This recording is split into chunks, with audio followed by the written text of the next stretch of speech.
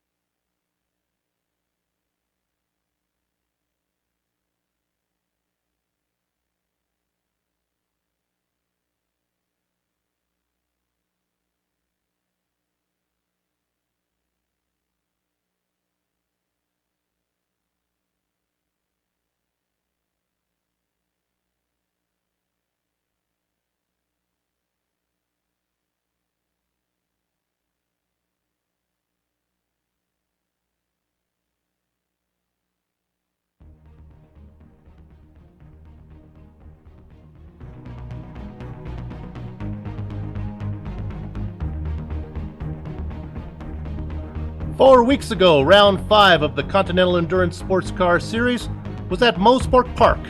Together, the podiums for the GS and the ST classes were filled by 6 different teams. Sean Vandergriff handed over a pristine Mustang to his teammate Brian Stradbeck, who overcame a mid-race incident to take the checkered flag for Turn 2 Motorsports. In the ST class, Asbury Motorsports had James Stevenson and Tomoki Kono one stop their way to victory. Today, for round 6, the CESCS finds itself at iconic Lime Rock Park, where patience is just as important as speed. It will take 2.5 hours of racing before we find out who gets to spray the virtual champagne today when the checker flag falls. You're watching the Global Sim Racing Channel's coverage of the Continental Endurance Sports Car Series, live as it happens from Lime Rock Park. Hello! Joe Peak is away on assignment, so the inmates have taken over the asylum. I'm Bill Soupson, taking over the role as host. Joining me to cover the GS class is the always articulate Kevin Uptown Brown. As usual, Sean Ambrose will be keeping a watchful eye on the ST class. Turning the knobs, pushing the sliders, and wielding a wooden ruler is our director and Mother Superior, Giancarlo Lenzi.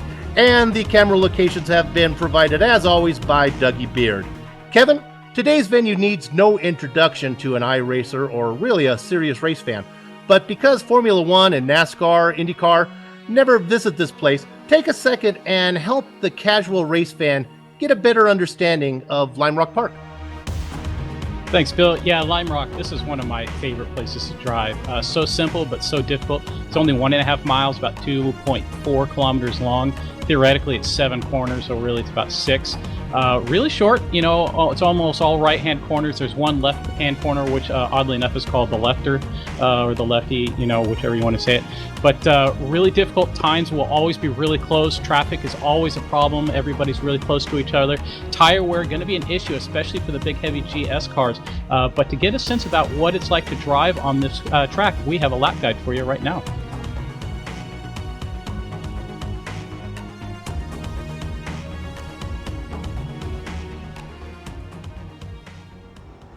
All right, let's take a lap around Lime Rock Park in the Mustang of Kevin Brown. Coming down the front straightaway, turn 1 is going to be your best opportunity for a pass here. Really the only hard braking zone around this course.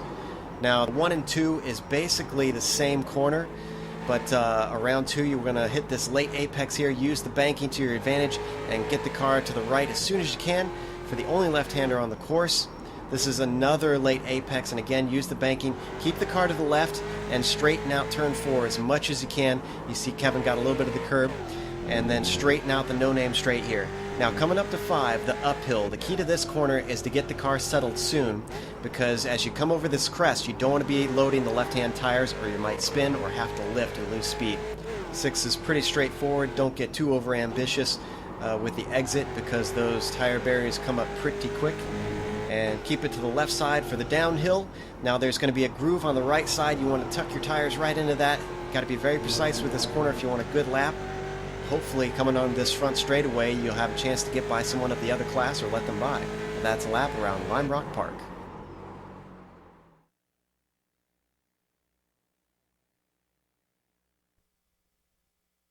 So there you have a quick trip around.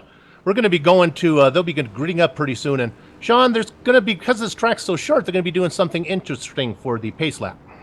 Yeah, well, in the drivers' meeting today, they let everybody know a double file throughout the pace lap. So as soon as we get rolling here, everybody will be race ready when that green flag drops and the pace car is off the track. So the cars will be ready throughout the pace lap. Everybody will be very anxious, and then you have to get right down in there to turn one, Big Bend. The GS guys are going to give about an 8-second. They'll be about 8 to 10 seconds behind. But if anybody gets off there, there's a lot of runoff space, and it takes a while to get back onto the track. So there could be some traffic stacking up pretty quick there, Bill. Yeah, and with this short track, the lap times are going to be just over a minute for the Miatas and just under a minute for the Mustangs. We're going to see a lot of lap traffic. Now, there's only 20, I think we have about 21, 22 teams here today, so traffic won't be as bad as usual when we see really large fields. But what's going to come into play, Kevin, is not only lap traffic from classes, which we usually see, but lap traffic among the classes. Yeah, you said exactly that. Mustangs will be dealing with lapped Mustangs and lapped MX-5s. MX-5s will be dealing with lapped MX-5s and lapping Mustangs. So a lot of the passing we'll see today will be drivers taking advantage of some little gap or mistake of another car letting another car by. Always a lot of action that way. So we got to keep our eyes peeled and be Johnny on the spot as much as we can today.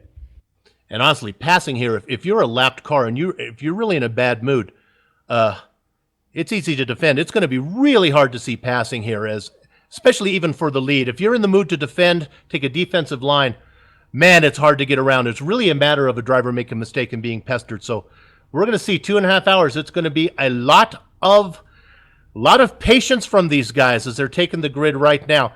We have, let me see if I can count up the number of teams we actually have here. It looks like we have 20 teams that qualified. I'm not sure if Team Potato Belgium and Team ALS are actually racing. That's teams in 21 and 22 in the ST class. Let's go ahead and we're going to set the grid here. We'll do this in sets of 6. On the pole for the Mustangs is Kristen Challoner for, let's see if I can do the teams over here. Hang on for a second while I find that. There we go. He's for Blackadder Motorsports, number 66, and that's the car that's leading the way in the points. In the number 2 position is Dirk Reinhardt, and that's for Trinity Motorsports. In the 3 spot, outside of row number 2, is going to be, it looks like, inside is Steve Brown, as mine is slow to get posted here. Number 4 is Kevin C. Ford, and he's racing in for KLM Racing. On the inside of row 3 is Antti Tuleman, and that's for 49 Motorsports. I worked all night on that last name, and I still missed it. And outside of row 3 is Jeff Jacobs for Fort Chicken Racing, number 1. Go ahead, Kevin, take inside of row 4. And that would be the Bad Cactus Racing white team going off. Next to him will be the Blackadder Motorsports 67, teammate of the pole position car. Then we have Bad Cactus Racing team starting up on 9th, Klansman Racing 10th. 11th is Slow Johnson Racing, and 12th is the pole position in the ST MX-5. That's the 49 Motorsports E for Echo car. And in 13th, the Asbury Motorsports number 426. That's going to be James Stevenson. In 14th, the Asbury Motorsports number 74 will be Richard Losper. In 15th, the 49 Motorsports A as an Alpha starts 15th. The Asbury Motorsports number 14 with George Britton will be starting 16th today. The Turn 2 Motorsports ST, 17th place, Jonathan Auger. And the SAR Racing entry, Ernest Petroius in 18th. In the 49 Motorsports C, starting 19th, Ang Ho Tao. The Torque Chicken Racing entry, the number 55, starting in 20th today, will be David Whammond. And in the 888 racing for ALS, Marvin Amance will be starting. He is running solo today. His partner had to back out last minute. Due to a medical issue, they've given him a waiver to run. So Marvin Amont is in the race today. We have a couple drivers that are running solo. I think Steve Brown is running solo as well. There's a couple other drivers. We'll talk more about that as the race goes on. They're coming down now.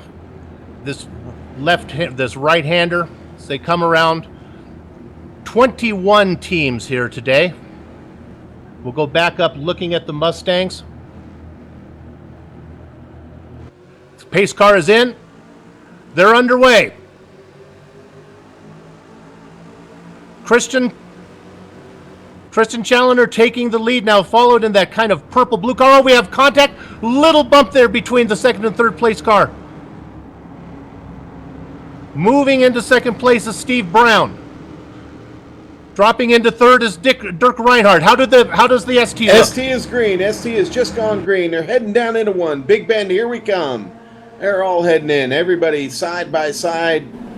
And they get into one. So far, so good, guys. Dexter Castro has that MX-5 out in front, followed by Tomoki Kono. Now, it's James Stevenson in that one today. Kono's going to do the anchor like he did last time. Running third is Richard Losper for ALS. We'll go back to the Mustangs now. And not too much. Antti Tuominen and Kevin Ford were battling side by side before Antti gave that up. But Steve Brown looking a little racy on the first lap, kind of shoving his way on the inside of Dirk Reinhardt. Might be some words between the two after this race. But everybody else been clean so far in the GS field. Castro still on point. Stevenson coming hard. And Richard Osberg lurking in third still. No change up front, but man, they are driving hard. They've got these cars right on the edge right now. Castro gets the car slowed down, takes her in, gets through that turn really nice. Everybody just in a line right now, taking care of those cars. We got a long way to go. 2.5-hour race today. On board right now with James Stevenson, currently running in second place. And I might be having a lead change here up front in the GS fields. Christian Challoner, bad exit out of West Bend. Steve Brown, very good through diving turn. Challoner going a little defensive, very defensive into turn one. Steve Brown's going to break early. He's going to decline the attack on this attempt. Allows Challoner to go very deep in turn two. Steve Brown not really able to do anything there. Not sure if he wanted to. A little bit of action early on. As we said, look for the mistake before drivers will be able to make an attack. Yeah, that's what we talked about, that defensive line that Challoner was able to take there. And really, if you do that into one... Go ahead. Got to put Castro making a move, or Stevenson making a move on the inside of Castro right now. Heading into one. Stevenson takes it, and Castro surrenders that lead. Stevenson in that yellow, I call it that helicopter propeller car of Asbury Motorsports there. So now our leaders in the ST class are James Stevenson, followed closely behind by Dexter Castro. A little bit farther back to third place, we drop all the way back to Richard Losper running comfortably in third. He's being chased by Chris Hewson. And running in fifth place is George Bridden for Asbury Motorsports, the number 14 team. Stevenson really enjoying the view up front right now. He is really starting to open it up on Castro a little bit. Hopefully he's taking care of those tires, not driving it too hard right now in just the first 3 laps of this race. Yeah, Stevenson really has one job, and that's to keep it nice and clean so he can turn it over to his teammate, Tomoki Kono. Those guys have really been successful the last couple races, with Kono doing the anchor part of the team. And he's off. There's Stevenson off. Keeps it there on the outside. Losper gets by okay. He's got Houston just behind him. It's a nice job of driving by Stevenson. There are a few places where you can put it off in the grass and you don't get hurt here, but man, on this track there are some walls that are really close that you cannot make a mistake. There was a great pass in the back of the GS field between Steven Spantic and George Johnson. Johnson got a bad exit out of the left-hander, and Spantic just kind of drove around him through the S's. Well done, opportunistic maneuver. Looking at Spantic right now being followed by George Johnson.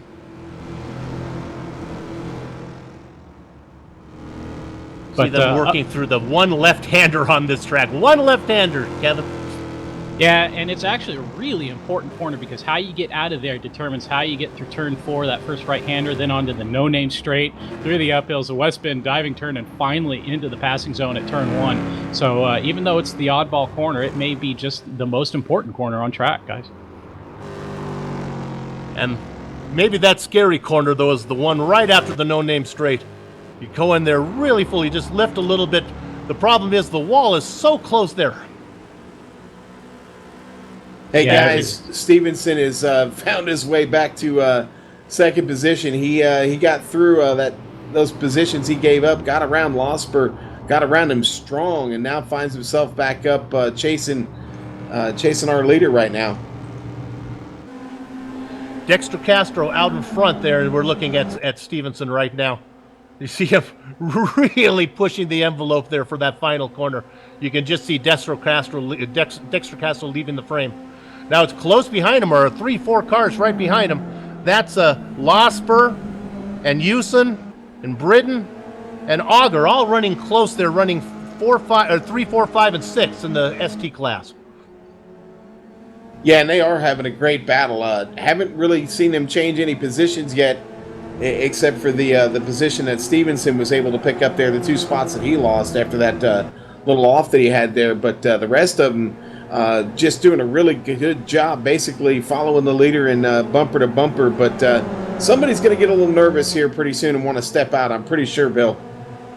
Well, I think thinking of stepping out, we see Auger taking a peek there. I think Losper may be the slowest of those cars, running 3, 4, 5, and 6. Not slow enough that they can get around him, but he's probably holding those guys back a little bit. Let's keep an eye on his line going into 1 here. See how defensive he goes. These guys are going to be able to get the toe. You can see him not all the way over to the outside. Now he pulls over. Little bit to the inside. They're not going to be able to get that done. Nope, they sure can't. So hard to pass here unless somebody makes a mistake. And, you know, Losper doing just good enough a job to keep him at bay. Let's go back up, and we'll leave this for a second. We'll go back up and keep an eye on the leaders here. We'll jump to the front there. And it's Challoner still in first, but boy, he is being challenged, isn't he, Kevin?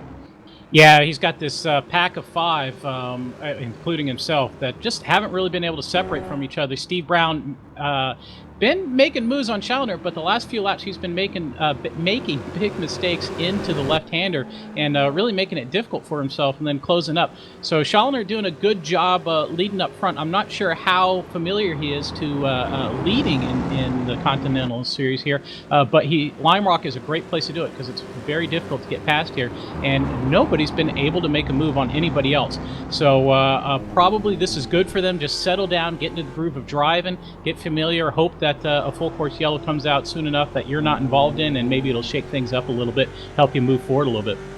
The guy who seems to be poking his nose in there a little bit is the guy in third position. I'm going to guess at this color. You guys correct me. Looks like a black and maybe blue-purple car there of Dirk Reinhardt for Trinity Racing, running right there. Every once in a while, he gives Brown a little "Hello, I'm still here." And I'll go ahead and hand you the yellow sticky note of approval. That is the correct colors. So yeah, we Steve Brown looking again kind of racy, coming out of the left-hander, but really kind of awkward into the left-hander. He's got to sharpen it up a little bit, or Dirk Reinhardt may try and stick his nose in there. But not far in front of Challoner, we do have the trailing MX-5 of Whammo Whammond. So they're going to catch him up soon here. This may be some action for the GS Mustangs in the next lap or two. Yeah, I think we'll stay here for a second until they get on this. Poor Whammo's got a train of 5 Mustangs coming around behind him. Now, there are some places to get out of the way here. It's hard to pass, but to be honest with you, it's pretty easy to lift a little bit and let cars by. The hard part is you can let 1, 2 cars by. It's going to be real hard for Whammo to let all 5 of these Mustangs by in one shot. So we'll see if that splits them up a little bit. You can see now out of the back of the MX-5 is that hungry train of Mustangs that are closing in on them. Yeah, and if I was Whammon, I'd just pull over right here on No Name Straight. Don't want them trying to get you around you on the uphill, but no, he's not going to do it. Things are going to get real exciting here. This is going to be ugly. He's going to be able to let it come. None of them get by, and that's probably better. He leaves a little room on the inside. He's going to go wide. He keeps it off the wall. Now they go over the bump, and they're fine. There goes 1, 2, 3, and he stays to the outside. 4, and they're all going to get by. 5. Nicely done, David. Well, we say nice. A little bit of excitement there early in the race, lap 10. More than I would have wanted. Got my heart rate going, and I'm just watching. But, yeah, that lead pack of 5 GS Mustangs still all together. And then about a 5-second gap to the 6th place car of Jeff Jacobs. So he was probably hoping for a whole, wreck there going on. But the rest of the guys pretty happy, I think. Well, we'll come back and take a look, because the next up for them to lap is Marvin Amance there for racing for ALS. So we'll come back, but let's take a peek in on the ST class. Well, listen, Castro's got this thing locked down right now. He's way out front. Stevenson's still keeping a pretty good distance behind this race, behind Stevenson. Okay, this is the race right now. The battle for 3rd, 4th, and 5th. Losper's still holding them off, but man, Houston is charging hard, really hard. Charging even harder is Britton right behind him. Britton, a little bit of distance right now, but he has been all over the bumper of Houston, and these three are battling right now. The patience level, I think, is starting to wear out a little bit. We're 11 laps in, and we've started to, really, the car's getting a little bit lighter now, a little bit more free, and these guys are experimenting a little bit more with those curves, and I expect some action here pretty quick, Bill. Ooh, I got movement here way back. James Alex Brown from about 1,000,000 miles away. It looked like making a move on Jason Poisson into turn 1, but that shaked out just fine right there. I thought they were about to have a big wreck for a moment, but glad that one is all clean still. And now the Mustangs are making their way around that second MX-5 of Amance that we talked about. Let's give a shout out to these drivers. We're 15 minutes into this race, and we haven't anybody off, not even really a spin or anybody in the wall. It's been very clean. And there they go, 1, 2, 3, 2 more cars to go. And the Mustangs move have on the cleared one more. outside here. Move on the outside. Houston trying to get around Losper. Can't do it, but Houston gives up the inside to Britton. Britton takes it away, coming out of 2. Holding down low. Houston. Hang Ho Tao off in turn 1. He was trying to let the leader, Christian Schallner, by and ran himself out of room in turn 1. We're on him right now. Turn 1 is one of those places that has a golf course before you get to the wall, so there's plenty of room. Took him a long time to get back in. We're on replay right now. We talked about it. It's scary. Here comes the Mustangs around him. We were looking at Tao going down the straightaway. He's got a herd of Mustangs behind him, coming into 1. And he just stays to the outside, trying to leave that inside lane open. You got to leave just enough, but he puts 2 wheels on the dirt, and that put 4 wheels on the dirt. Then he's looking at the wall, and he gets it slowed down enough. Goes through the fairway, has a little layup, and he gets back on for a bogey. I gotta say, considering the number of times I've hit the wall in turn 1, that must be the world's smallest golf course, Bill. Well, you did a good job on that one. They must not have watered the grass today. Boy, Steve Brown very deep into turn 1, right back up on the rear bump of Christian Chalanet. So that traffic, Chalanet very good for through the last few rounds. But Steve Brown looking pretty racy himself at this moment. I heard some little contact. Oh, we had a little bump between Brown and a car spinning as Poison. Yeah, Poison. And that would be James Alex Brown, not Steve Brown. So yeah, it looks like James Brown made the move into turn 1, couldn't get it slowed down enough, and just into the side of Jason Poisson. That's going to be one for the incident review team to take a look at after this race, but I bet Poisson not particularly happy there. It's not like he was really kind of shutting down the corner or blocking. No, he left him room. You got the responsibility of that inside car. If you're going to go on the inside, you got to try to hold that line. That's a long corner, though. It's tough to carry that speed in there. Yeah, and I'm trying to figure, Poisson has damage, and I can't tell right at this second if he's got bad damage, because he's been a little peculiar in the corners, but maybe he's just getting used to the tires getting overheated. He looks to be all right at this moment. Let's go back up to... yeah, guys, actually, Bill, real quickly, I've got this GS traffic getting here through the ST field. really backed up. Cars really close, driving hard, and so far so good. But man, Jonathan Auger's got his hands full right now. He's just surrounded by this GS traffic. Well, soon we'll be able to get our leaders. As we're watching on screen there, the yellow Mustang making a move of Auger gets around another MX-5. Soon we're going to have our leaders of both classes getting together, as the Mustangs have just about caught up to Dexter Castro.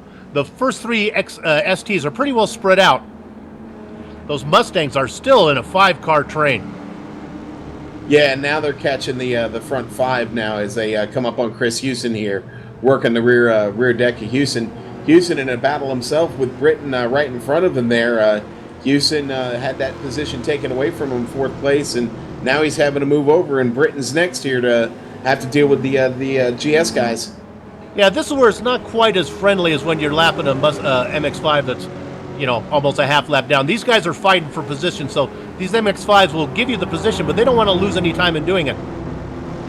You look at Houston went wide there on the missed his apex altogether, letting those Mustangs go by. Yeah, and of course he loses that valuable time.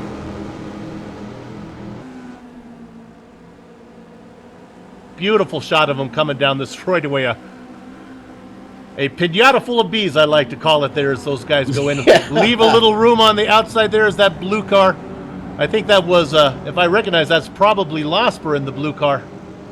Losper in that somewhat camouflage, digital camouflage. It looks black, actually, Bill, but yeah, no, it's they're coming on him here, and Richard's got a big decision to make. I think it was George Britton that I was looking at there. Those Asbury Motorsports guys are sometimes hard to... Looks like he's going to let him by. Car. Okay, things are settling down. Nice job of driving there. There's a nice close-up look of Richard Losper, letting some... I think that's that yellow Mustang is... Who's in that yellow Mustang? There's only one yellow Mustang out there. Yeah.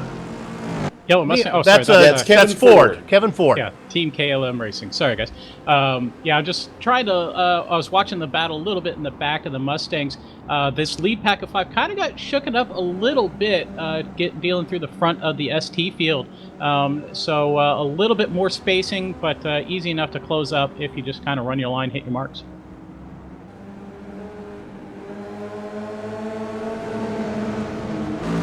Now, Dexter Castro, all that Mustangs have gone through, everything settled down a little bit.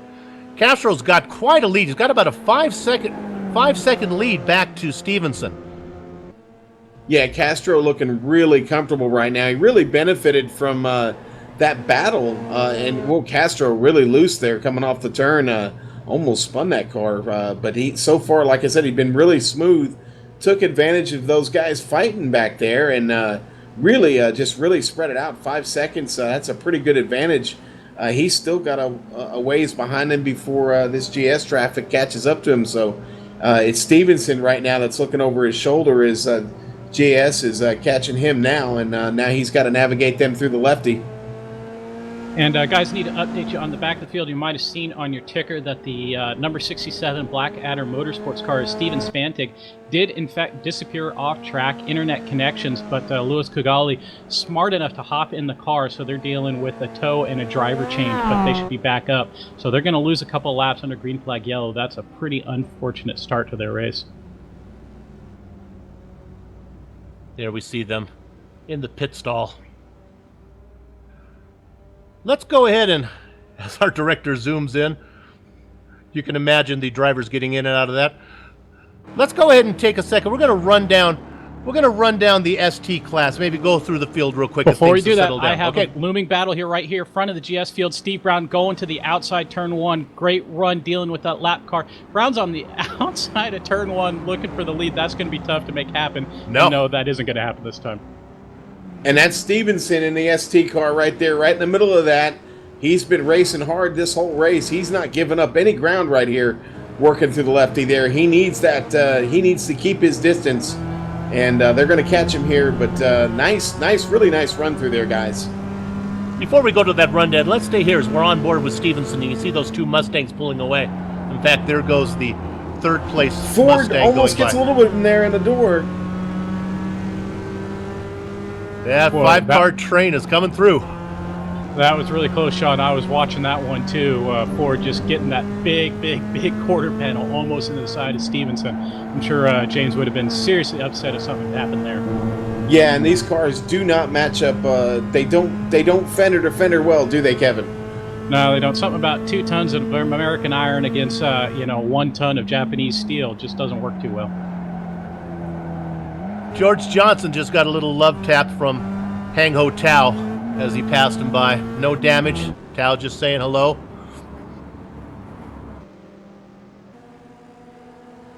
So while we do have a moment, I should probably be on the up front here, point out disclaimer that I am a teammate of the Turn 2 Motorsports, Steve Brown. He and I race together a lot, so I'll try and be unbiased as much as possible, but I'm sure I've got a couple of astute listeners out there who probably might be happy to pick me apart here if I make a mistake. But he spells his name wrong, correctly? Yeah, he is one of the uneducated horde that spells their name incorrectly. Without the E. Just Looking kidding. at Steve Brown right now. And I know we're looking at Steve Brown, but guys, the GSs are coming up on Dexter Castro now. So now it's Dexter's turn as he heads out of turn 1 or out of 2 and into the lefty here. He has the leaders on his tail. Christian Challoner is making his way up. Sean, Yeah, getting a little loose in the left there. That was a little ugly for a moment there. Dexter just wants to keep that car clean. He has Deuce Allen as his anchor. So, without a yellow flag, as there goes one, and here comes, Dexter's gonna split between Challoner and Brown. Brown gets on the inside of him now. Not much damage done there. 3 more coming, Dexter. Next up is that purple car of Reinhardt, the Mustang. Probably not gonna get him before the next right-hander. Actually, gonna have a hard time getting him before they head down into, there we go. He's going to get him before 1. Now the yellow car of Hackwith is going to have to wait. We're looking back out of Dexter's car. Dexter leaves him room in turn. Goes a little wide through 1. Leaves him a lot of room there. Yeah, he lets Ford get by pretty clean, and now he's got 1 more to deal with there. He's got little Antti Tuominen coming up behind here.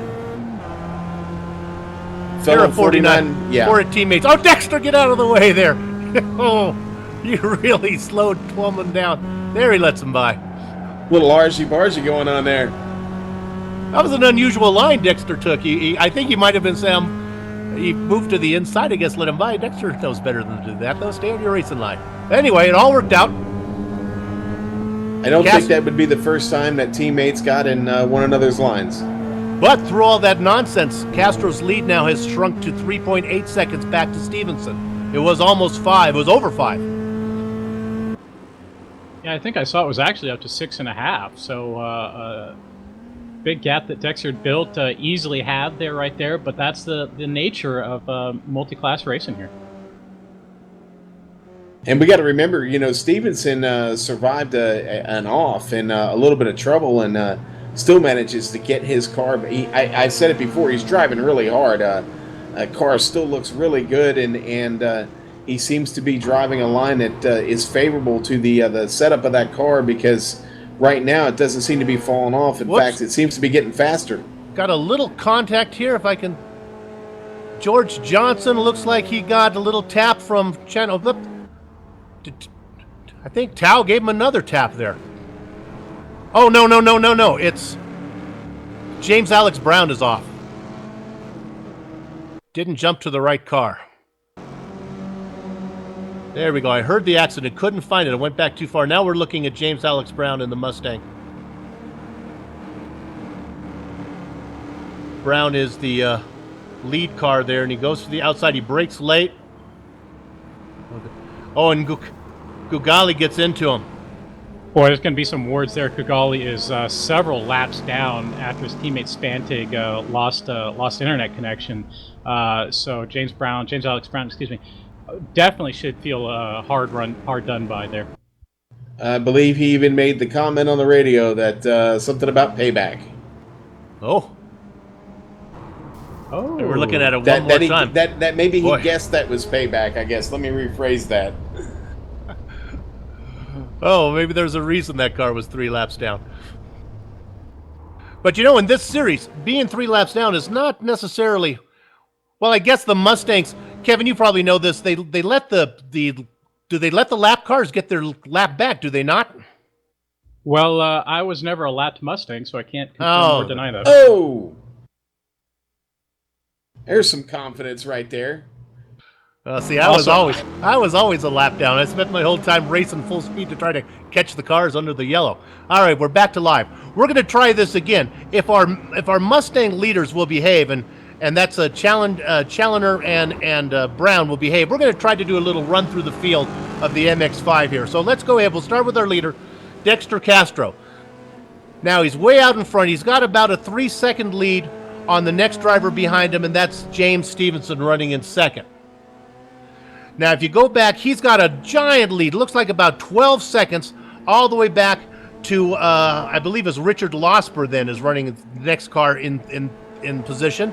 Now, right behind Losper, we have a nice little battle there with George Britton. Actually, that 3-car battle that Sean's been watching with Losper, Britton, and Hewson running 3rd, 4th, and 5th. Somebody who we haven't talked much about yet. We go all the way back. Jonathan Auger has fallen off the pace a little bit, running now in 6th position, but not up with those top 5 drivers. Looking at our next MX-5 driver, I think we go all the way back to 17th position for Andre Velgemood.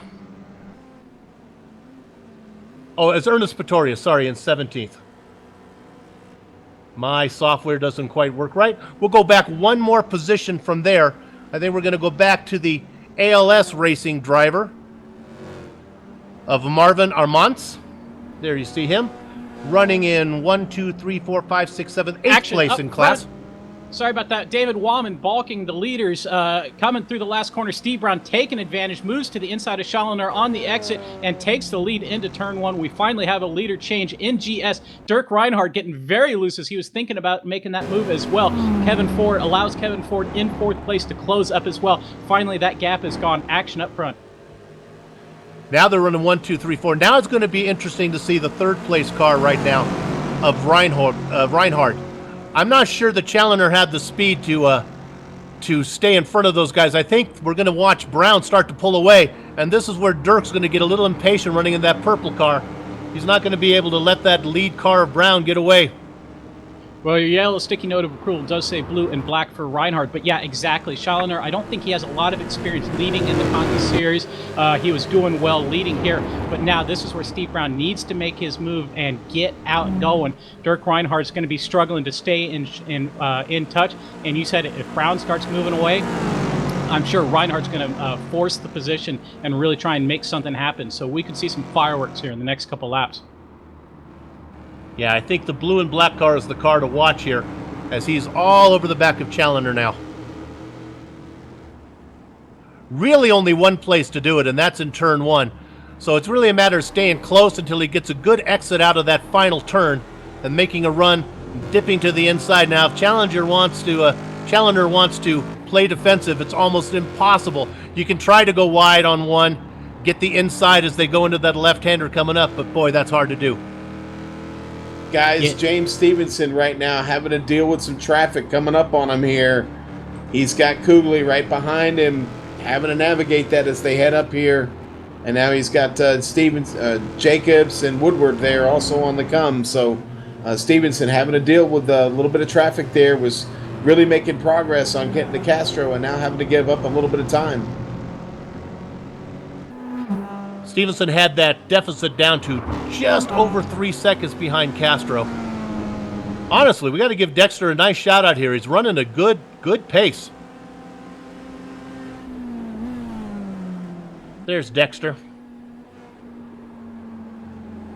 Just over, like we said, just over 3 seconds back to the multi-time champion of this series, James Stevenson. You know, Losper doing a really good job of holding third down. He's really started to open up the distance between him and fourth place right now. Losper doing a really fine job. But Britton's still battling with Chris Hewson. They they have just been locked in a battle since the green flag dropped, Bill. Well, there's Losper right there. He's part of what I like to call the Aussie Posse. It's Losper, and he wants to turn that car over to Sonny Ketchen, I think. They're neighbors from Australia down under. Very close together. I think they're like 2 hours apart. For Australia, that's pretty close.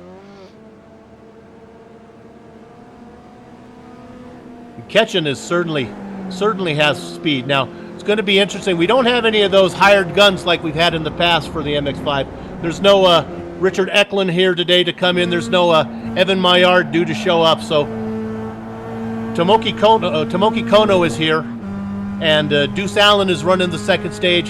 So we're going to see what these driver swaps. And so far, Sean and Kevin, no yellow flags here. I am surprised as we're working into our 33rd minute.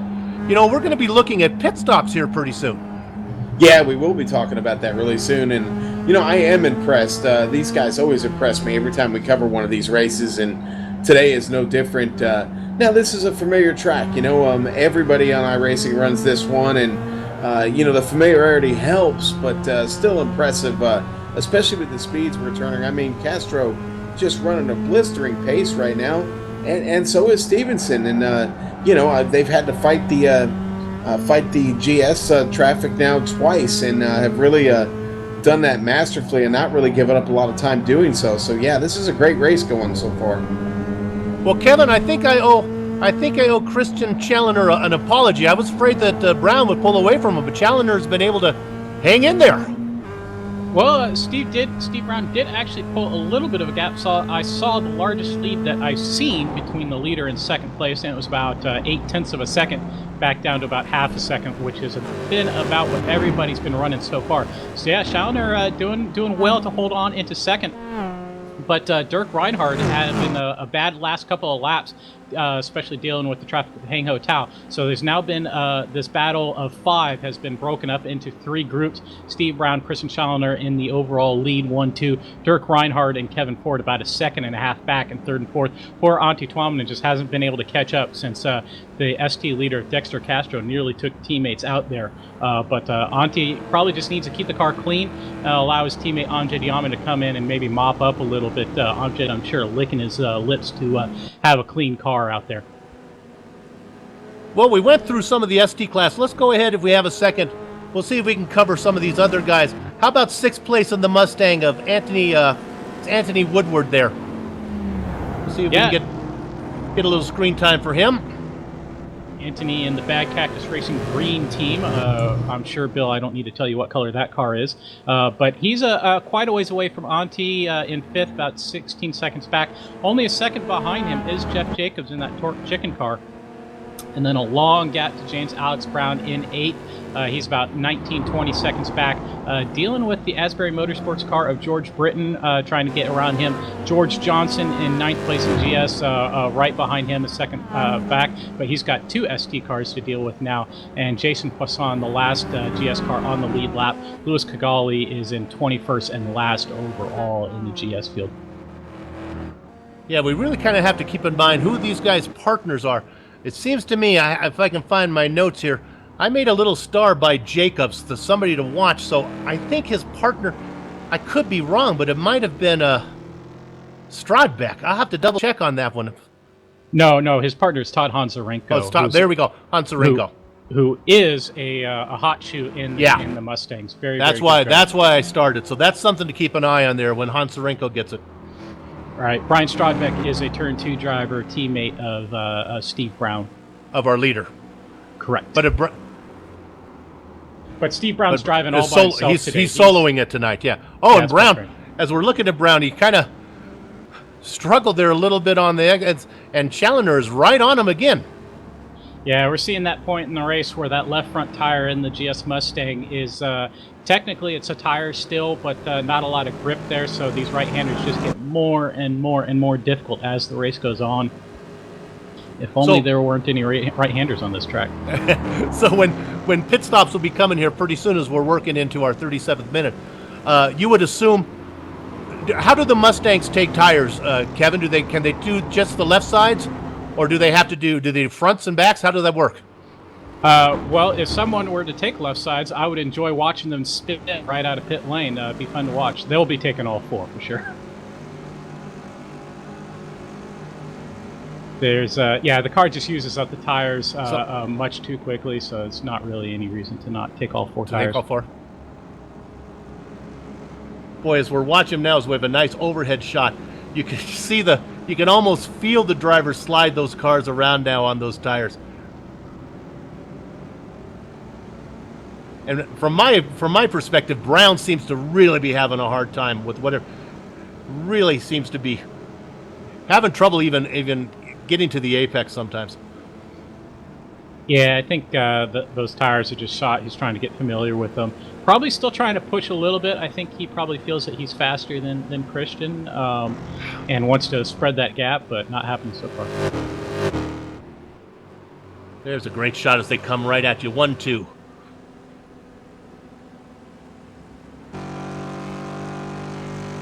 What they have done, Steve Brown and Christian Challenger, is they've put quite a gap on the 3rd and 4th place cars at Dirk Reinhardt and Kevin Ford. Remember, Dirk and Kevin were only half second behind first and second. Now that gap between second and third is over 2.5 seconds. It's been hovering between 2.5 and 3 seconds last couple laps.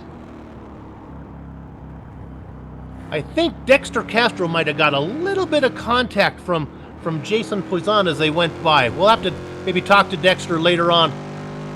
Maybe we can get him in after he's done with his stint. I think there's a little contact to the right front of his car as we go over that hill that I like to call it the ST in the wall. There's an ST in the wall on the uphill. That is Jonathan Auger, hard into the wall, several loops around, guys.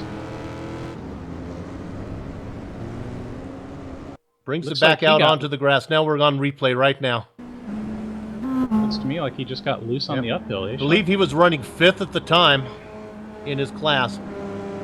Yeah, he's got heavy damage on that car. The front end is wrinkled up really bad, and he is staying out on the track. Does not bring that car in the pits. No one around him as we have a close-up view on him now as he goes through the right-hander. Does he get a little wide here? No, he's going to... It must have been at the uphill as he comes through. Coming up to this right-hander with this big dip. It's the daddy go faster, honey, slow down. Yep, and you got a little loose right there. Something I did about 100 times in a row when I joined iRacing. You got to get that car straight as you go over that hill. Otherwise, it lands and it settles and it's not pointing straight. You put it on the inside wall.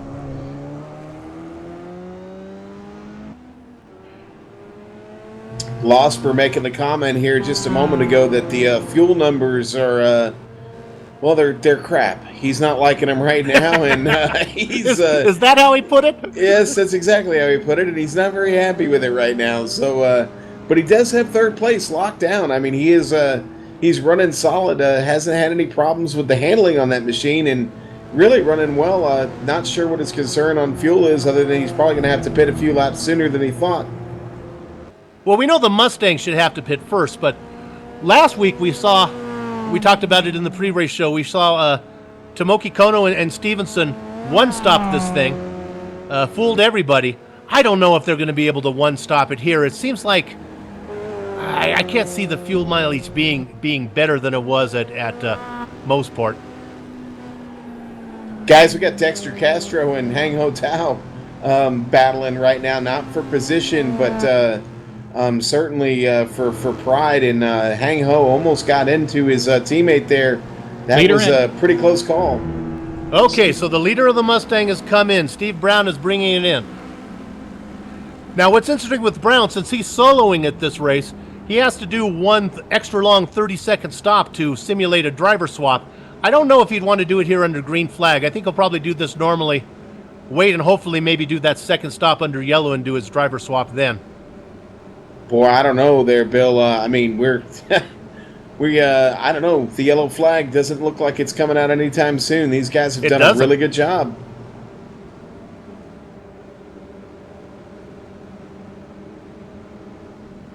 So we're still looking at Brown in there now. Looks like he's taking tires as Kevin thought he would. And he's away, so he did not serve the simulated driver swaps. That didn't feel like a simulated stop, did it? So we'll have to keep that in mind. He's got one long stop coming.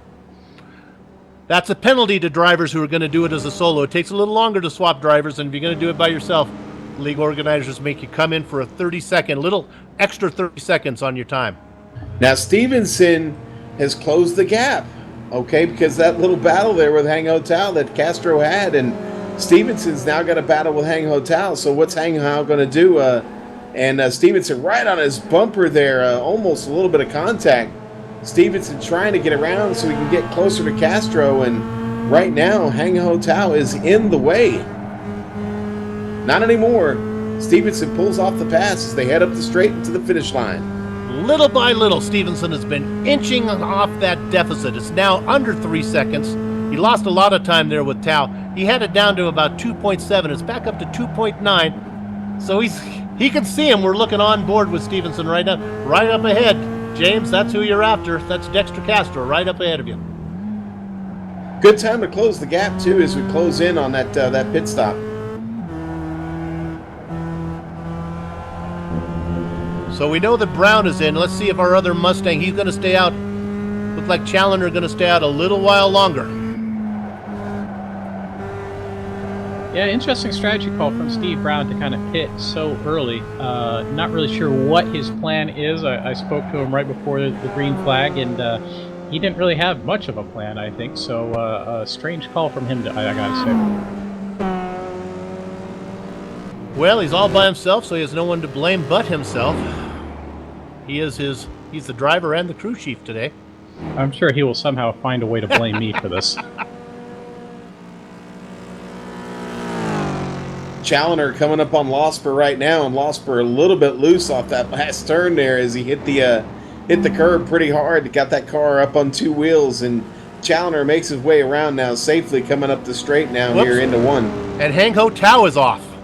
Hang Ho Tao is off. It looks like one. He was off in one, and like Kevin said, sometimes you can't get that golf course. Sometimes it is a small golf course, and we'll watch now as he goes. He gets it off in the dirt. He's across the fairway. He's into the green. He's across the other green. He's out of bounds. He hits the wall. Yeah, and he's having to deal with a lot of traffic coming by here as he comes back up on the track. Now he's going to back up. We're watching on the replay here. He backs it out. He waits. That's good sportsmanship. He waits, and I'll tell you what. He spun it again we're watching the replay. After he brings it out onto the track, he loops it on this right-hander. I don't know. Can we stay with this a little while longer, Director? This is going to be a long replay if they'll let us do it. We're going to stay with it. He's going to come around here, and I foresee a spin coming, and there you go. Just for good measure, into the wall again. And he's still parked.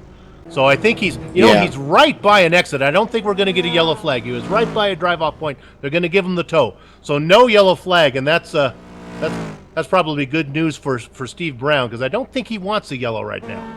No, that wouldn't have been a good time for that to come out. Richard Losper, our third place ST entry right now, is dealing with the GS traffic once again. He's giving clearance to these guys, letting them know to come on by. And Losper being nice, getting on the brakes a little bit early before the uphill to make sure that Kevin Ford gets around him cleanly. Poor Ford keeps getting caught out by the ST cars in just the wrong place. Kind of closes up on Reinhardt, catches an ST car in the wrong place, and then has to do it all over again. Well, just to follow up on the yellow flag situation, Steve Brown is 44 seconds back, but he's still on the lead lap.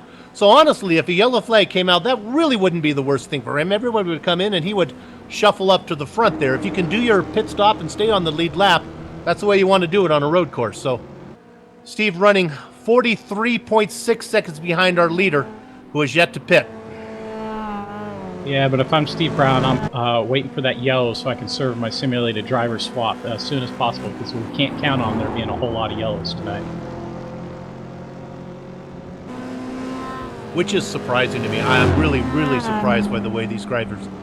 You know, this is a really tight course. Maybe because we only have 20 cars here on the field, 21 cars in the field. Maybe because everyone's so familiar with it and they know how to do it. Really nice job of driving from these guys.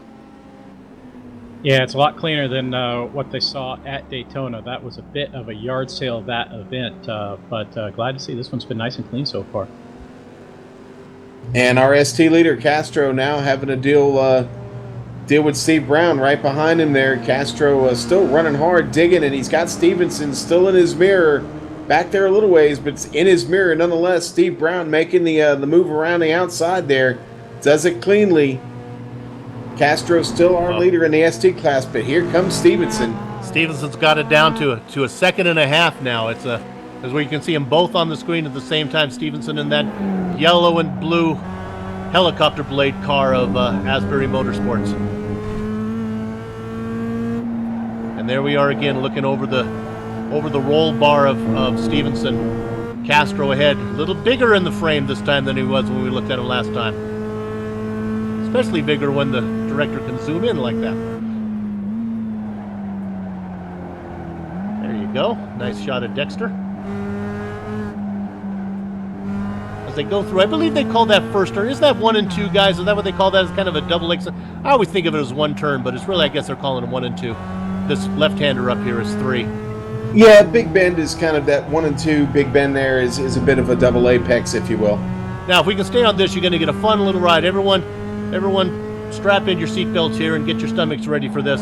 You come around here, you give a little lift, you get the car straight, you go over it, rises up, oh, your belly goes into your throat, then you land back down straight again. That's a fun corner.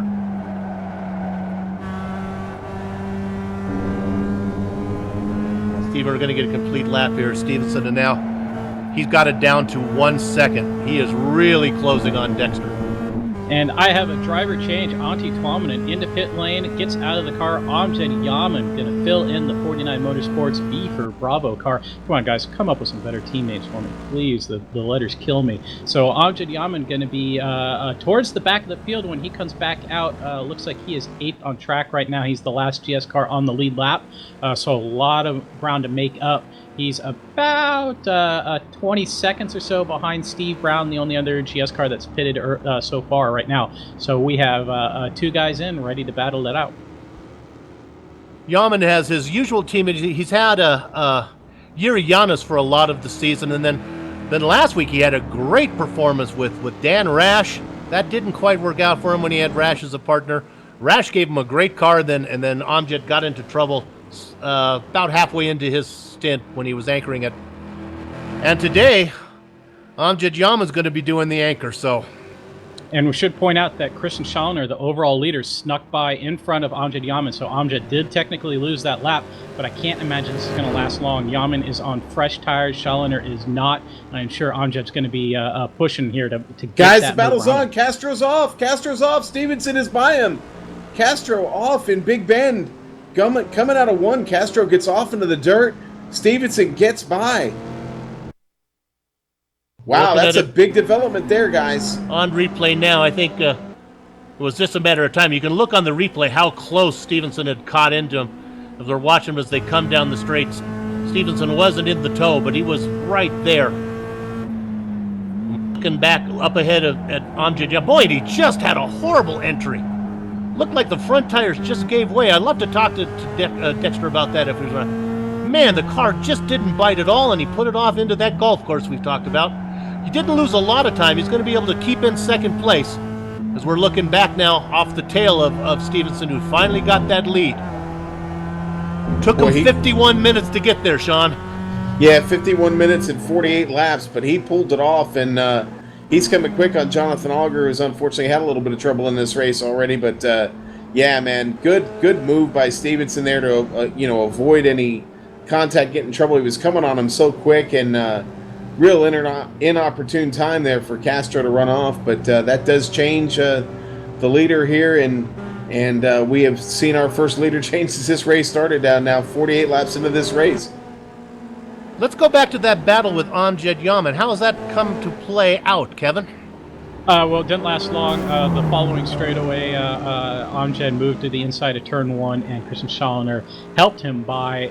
So Amjad free and clear, and you can see he's got, tough to tell on track, it's a couple of seconds gap over Christian Schallner. So Amjad definitely a little quicker right now than the leader, but again, Amjad on fresher tires, so that's not a fair comparison.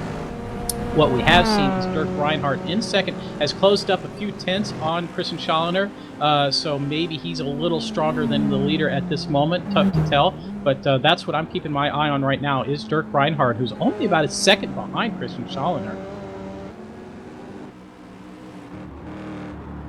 Well, what's interesting, you have to remember, Steve Brown now is out there on new tires. He's cut this lead down. He knocked about 5 seconds off of it. I think I said he was 43 seconds back of the leader. Now he's 37, just under 37 seconds back. So while Challoner is out there in the lead, Brown's been running around on fresher tires. I'm almost, as we're getting here to 53 minutes, I know we have to do a two-stop pit for the Mustangs. I'm almost positive. So I'm not sure why Challoner would want to stay out there. I guess he knows maybe traffic's clear. No need to come in, I guess, if you're worried about traffic. But when these pit stops cycle through, Brown's going to have a giant lead.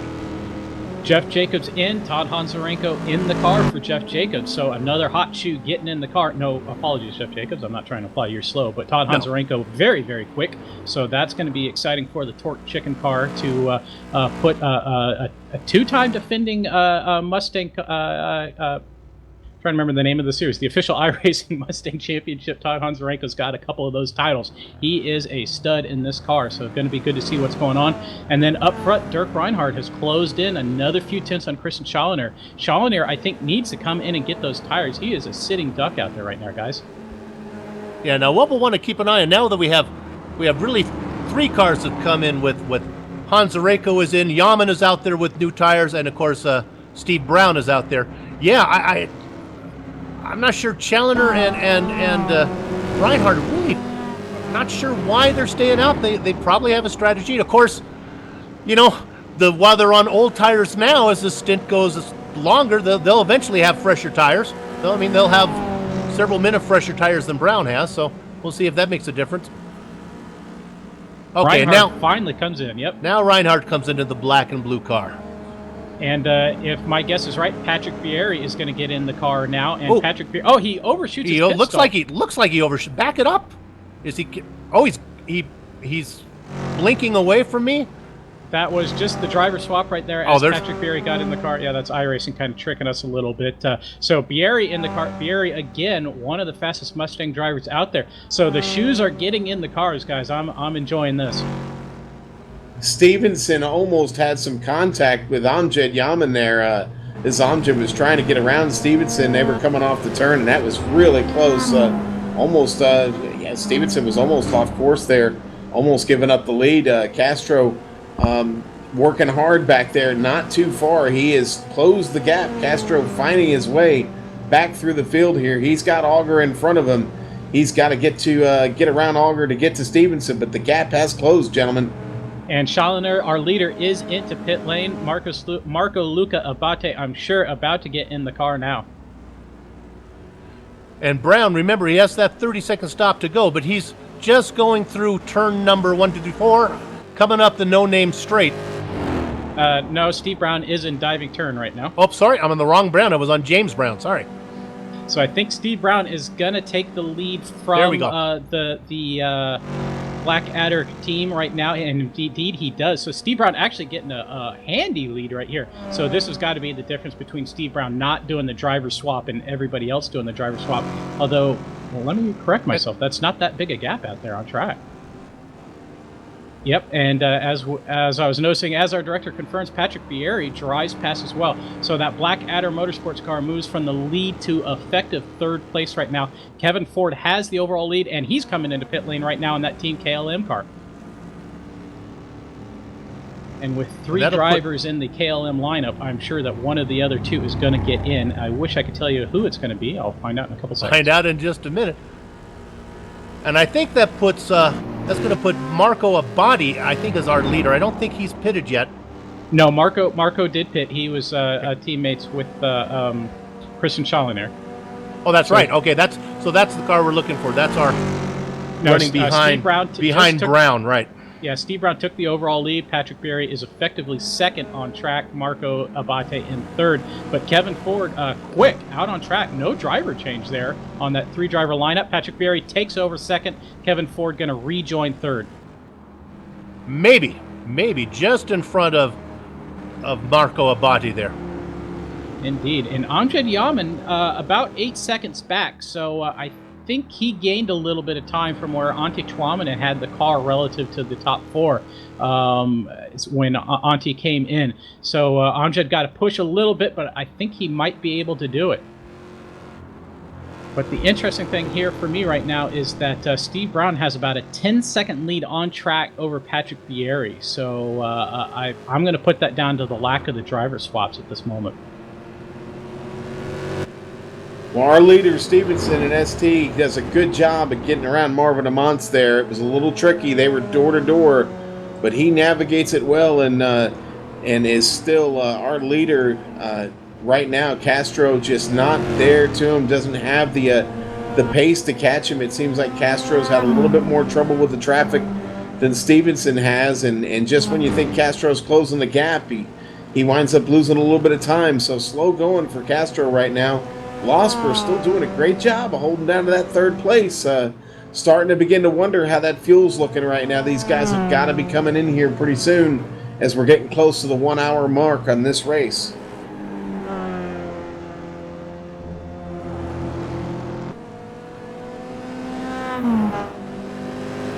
Britton and Houston starting to close the gap just a bit. We're looking at Britton right there. Well, I had a big moment from Marco Abate last time behind the uphill. Got the car very sideways. Lucky to keep it in place. Big moment, but didn't really lose too much time on track. So let's go ahead, Director. Let's go ahead and set the top 5 right now in the Mustang, since they've all come in for their pit stop. So our leader is Steve Brown. He's got about, just over an 8-second lead back to second place, which is Patrick Bieri. And I got to point out that gap has been shrinking rapidly. Steve Brown is struggling right now with tires and traffic compared to the rest of the field. Sorry. That's fine. Now, right behind him in the yellow car still, they haven't made a driver switch yet, so I have to keep that in mind, is Kevin Ford still in that lemon-colored car, the lemon-flavored car there of Team KLM Racing. Then, if we drop back just a little bit farther, we have a nice battle for this position here is Marco Luco Abati now running in 4th position, but well within striking distance of 2nd place. And to round out the top 5 is Amjad Yaman. Now Yaman's about 8 seconds behind Abati. So there's your top 5 in the Mustangs. But Brown and Ford have yet to make that driver swap. And remember, too, Steve Brown seems to be on a 3-stop strategy. Everybody else seems to be on a 2-stop strategy. So I'm not sure this is the winning strategy for Steve today.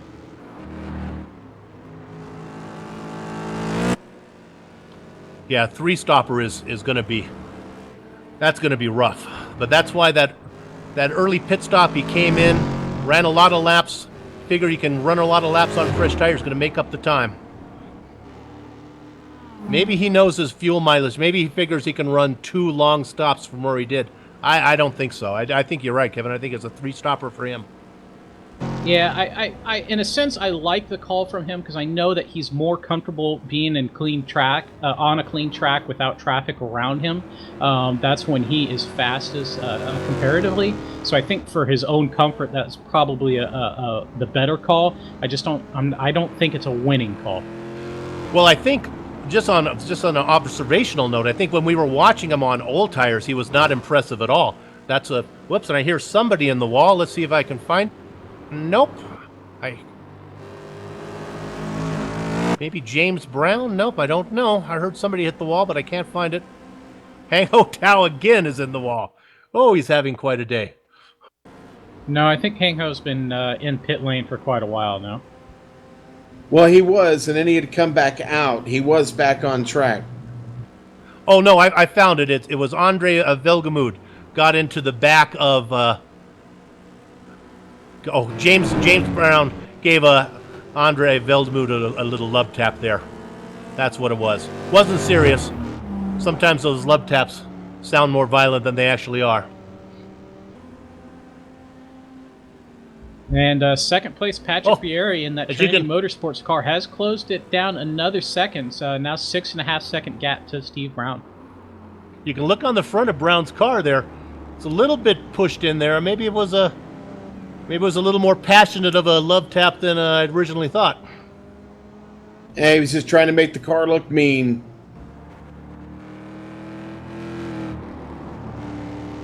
Anyway, trying to give it character, our director says. Guys have done a good job of keeping it on the track. You know, this series prevents some drivers. We've seen drivers like Richard Eklund, and we talked about Evan Maillard, who like to, what my dad used to say, like to make sausage with, well, all the parts of the hog, including the squeal.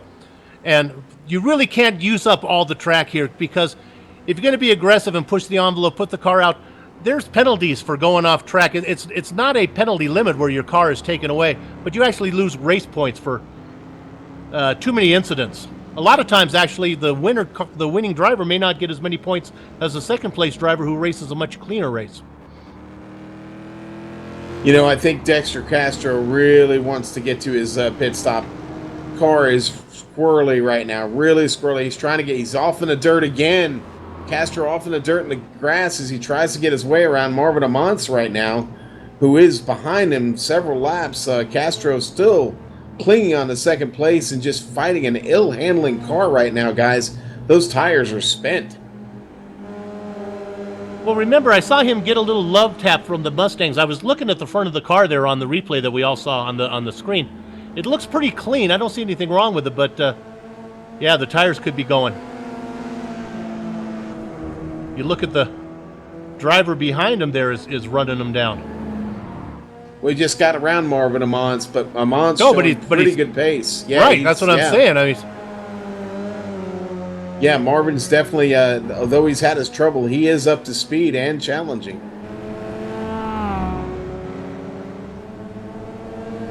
We are at the 1 hour and 4 minute mark.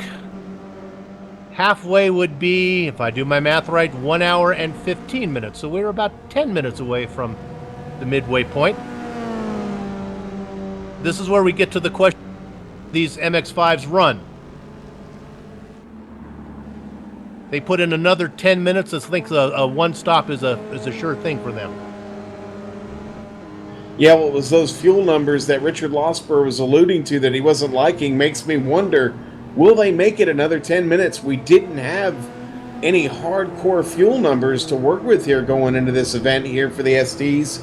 So right now it's a little bit of a mystery, and the mystery is good. I like it. Stevenson still doing a really good job of keeping that car on the track. As I said, Castro fighting as hard as he can, but that car is just not the same as it was earlier, and Losper still doing a great job of just, keeping the race in front of him, but holding down to that third spot with really very little threat.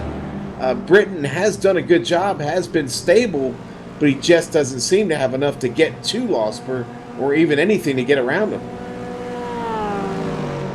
Well, last week we saw Dries Nyes. I talked to him in the forum. He said his team was able to do it at one stop. We saw Tomoki Kono for Asbury Motorsports, for them to one stop it, but Kono spent an hour behind Evan Maillard saving fuel. Maillard wasn't able to do it, so it'll be interesting to see as we're now at 1 minute and 6 seconds in. Now, that time takes into account the pace lap as well. Actually, if I'm looking at my clock, I see 1:27, so 127 to left to go here as it's counting down. So again, doing my math, we got to get to 1 hour and 15 to go. That's about 11 minutes from now, so they have a little farther to go than I had anticipated. Well, I've been watching this battle at the front of GS, Steve Brown and Patrick Fieri. Poor Steve Brown keeps catching traffic in all the wrong places, but Patrick Fieri can now just see Steve Brown on the longer straights through his windshield. A lot easier to see through that than the dashboard. So Patrick Fieri, he's got that target now that he can visually see that always seems to make you go a little bit quicker when you can actually see the guy that you're battling with. Yeah, and I saw that. Steve had a little bit of trouble getting around Carpenter there. That was not a very friendly pass. It was rather contentious and almost wound up with someone off the track, but he pulled it off, and Steve is throttling it right now, as they say. Yeah, I mean, the only thing I can say is when Steve and Patrick Berry both had a clean track, Steve Brown was actually about 2/10 faster than Patrick Berry was on that lap. But this is the nature of endurance racing in multi-class. You got to deal with traffic, and unfortunately, Steve Brown is getting caught out by it. Patrick Berry hasn't been. Sometimes that's the way it goes. Well, guys, strategically, I think Bieri's in the catbird seat here. He's sitting in second place. He can see the leader, but we know the leader still has to take a long pit stop to compensate for a driver swap. Now, right behind Bieri is Kevin C. Ford, and we know the Ford has yet to make a driver swap, so he's going to have a long pit stop to go. So really, Bieri, and I think the guy you want to be looking at as the challenge for the lead here, when everything's said and done, is a Body running in fourth place. So I think Bieri and Body are the guys we want to put a little check mark by, the guys we're going to see near the front when this thing closes into the end. Well, let's not forget Amjad Yaman in fifth. He has been closing down on Marco Abate. It's about 4.5 seconds. Remember, it was about 9 seconds after they both served their stops. So Amjad is flying comparatively. Todd Honzarenko, also one of the really, really fast Mustang drivers. He's got a big challenge. He's about 21 seconds behind Amjad. So Todd is definitely hoping for full course yellow to really be able to get that half lap back. Yeah, run. Zarenko is running the fastest lap of all the Mustangs out there. 50. He needs Roses of Texas, submarines, phone books, things that are yellow is what he's hoping for. Steve Brown did run a 57.5, which comparative math suggests is quite a bit faster than a 58. So, yeah, we were looking at from our director, we're hearing that the last laps were the fastest from Hans Zarenko. Which is kind of irrelevant in my opinion because they're dealing with traffic. But hey, whatever, float your boat. So speaking of you two traffic, behave. Speaking of traffic, Patrick Berry caught out by that, loses 2 seconds to Steve Brown. So turnabout, kind of fair play. So, but Kevin Ford allows him to close up within half a second. But now he's going to have to deal with getting around. Patrick Berry still has to get around Philip Carpenter. So Carpenter not making a lot of friends out here today with the leaders. Yeah, there's a nice battle as we stay on this. We're looking through Ford's windshield, actually over the top of his hood there, as he's going to go around the outside of, who is that? Is that that is Philip Carpenter. Philip Carpenter. There we go. And there he gets it done. I should point out that the Danish sensation Stefan Overgaard has once again caught us out when we're being stupid and point out that Steve Brown's pit stop was long enough to serve the pit stop penalty, or driver swap penalty, I should say. Wow, it was a pretty quick pit stop. He was able to do that and keep I guess he did lose the lead, but he ran it down with the tires. Okay, Patrick Berry's got to be seething right now. That gap that he had down to 4 seconds is 7.5 seconds. In just 2 laps, he's lost 3.5 seconds.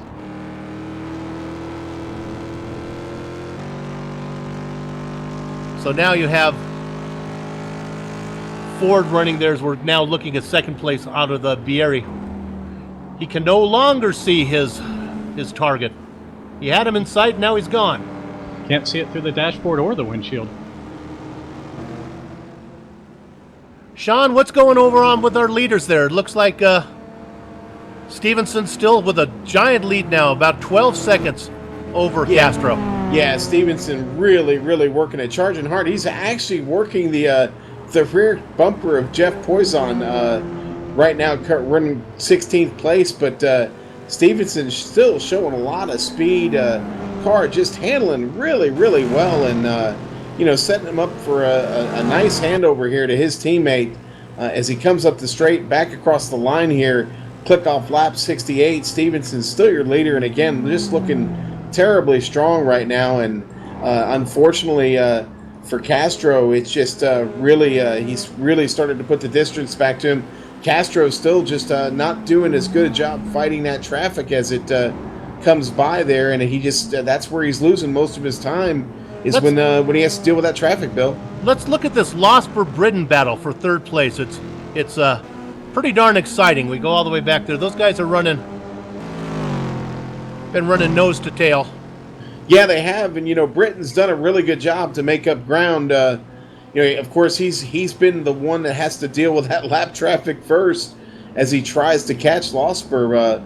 Losper looks like those tires may be starting to go away a little bit right there, and you see it right there. Britton gets really close there as Losper kind of squirted off there a little bit, squared off that turn, and gets Britton right up on his bumper as they head through the S's here.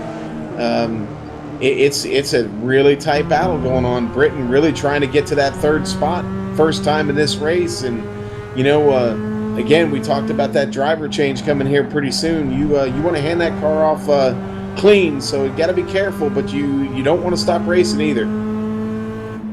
Yeah, those are team drivers there, but Losper out in front, and Britton maybe has a little bit more pace.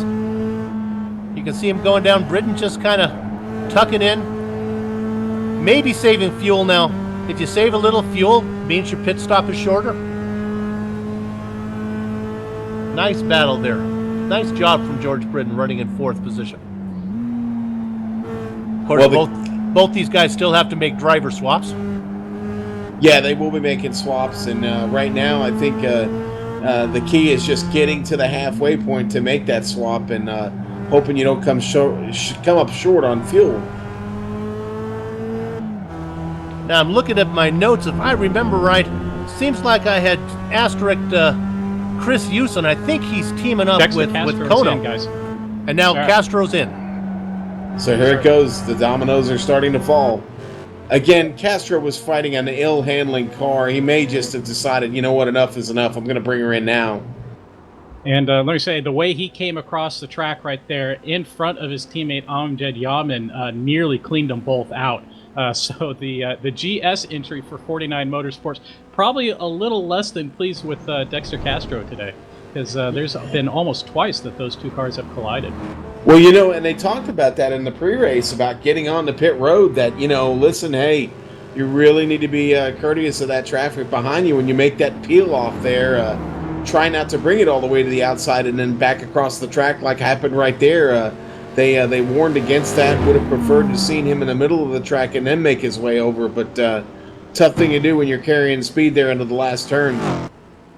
Castro has gone, now he's gone a lap down now to the Stevenson Kono. Sorry for saying Kono. It was Yao Freitas who I think is going to be coming in for with Houston's teammate as somebody to watch.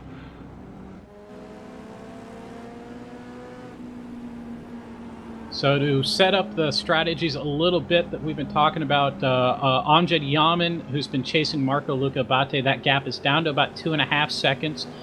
So that was about 4 seconds, I think, the last time we checked in. So Amjad doing well. Todd Honzarenko has been flying out there. That gap last time we checked in was about 21 seconds. It's now just under 17 seconds to Amjad Yaman. So Todd Honzarenko doing a great job as well right now.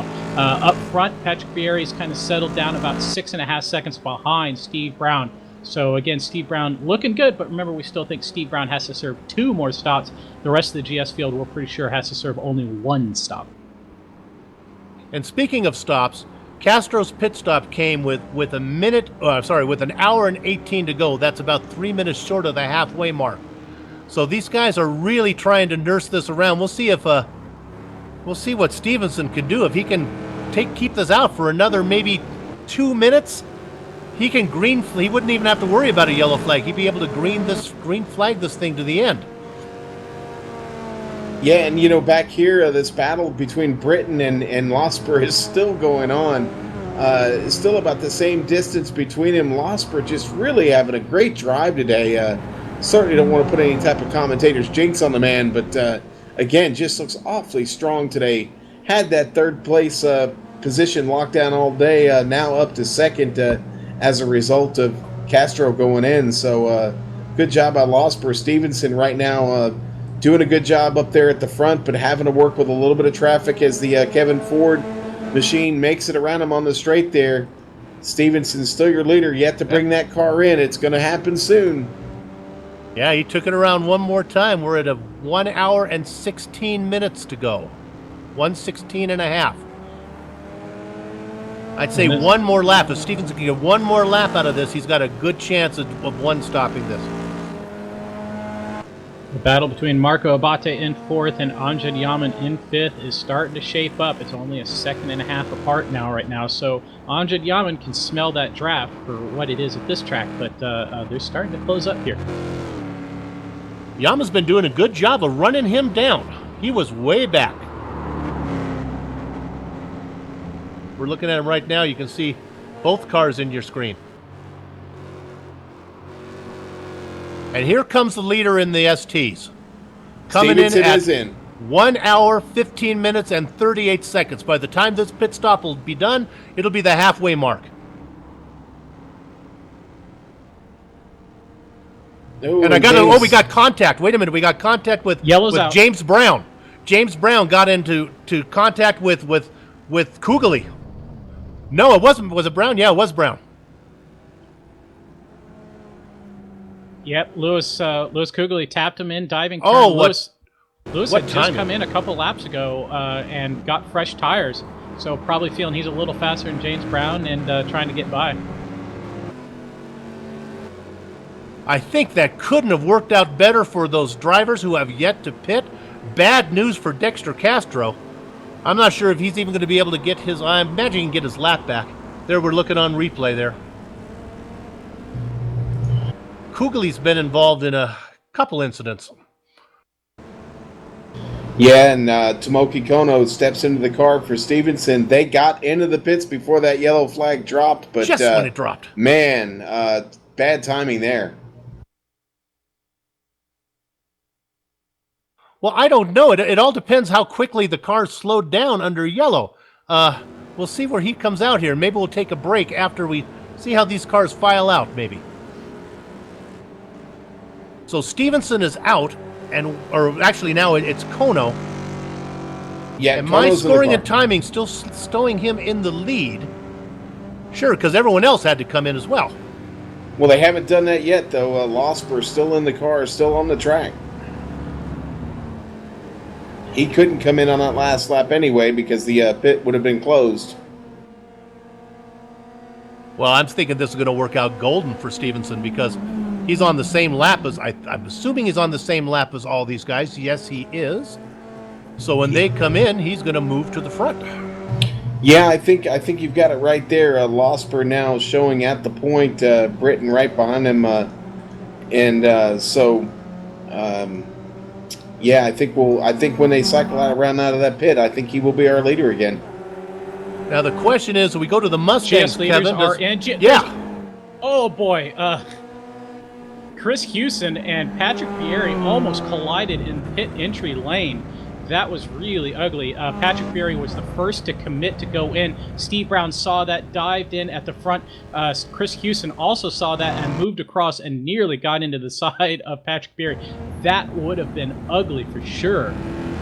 Todd Honzarenko, though, stays out. Todd Honzarenko is the only unlapped GS car that stays out. Okay, guys. So everybody is in. Losper is in. He was the last of the cars to be still on the track there. And Patrick Fieri takes the position from Steve Brown. So our effective leader is Patrick Fieri. Todd Honzarenko, I'm not sure why he stayed out. I don't think that's a good call at all.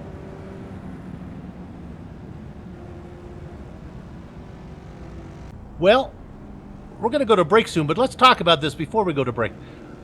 Honzarenko, you have to make one more stop. All these cars, even if they pit now, they still have to make one more stop. So Honzarenko, maybe he thinks he can do it with one more stop, and he'll be in front doing it. We'll see how this plays out. Yeah, except that everybody else is going to be on fresh tires compared to Todd, and they're going to be right behind him. And need less fuel, too, when they come in. So, yeah. Well, this is a good time. Let's go ahead. We'll take a little break. We're going to show the slideshow of the upcoming races. A few minutes to get a sip of drink here and kiss the wife. So we'll be back in just a few.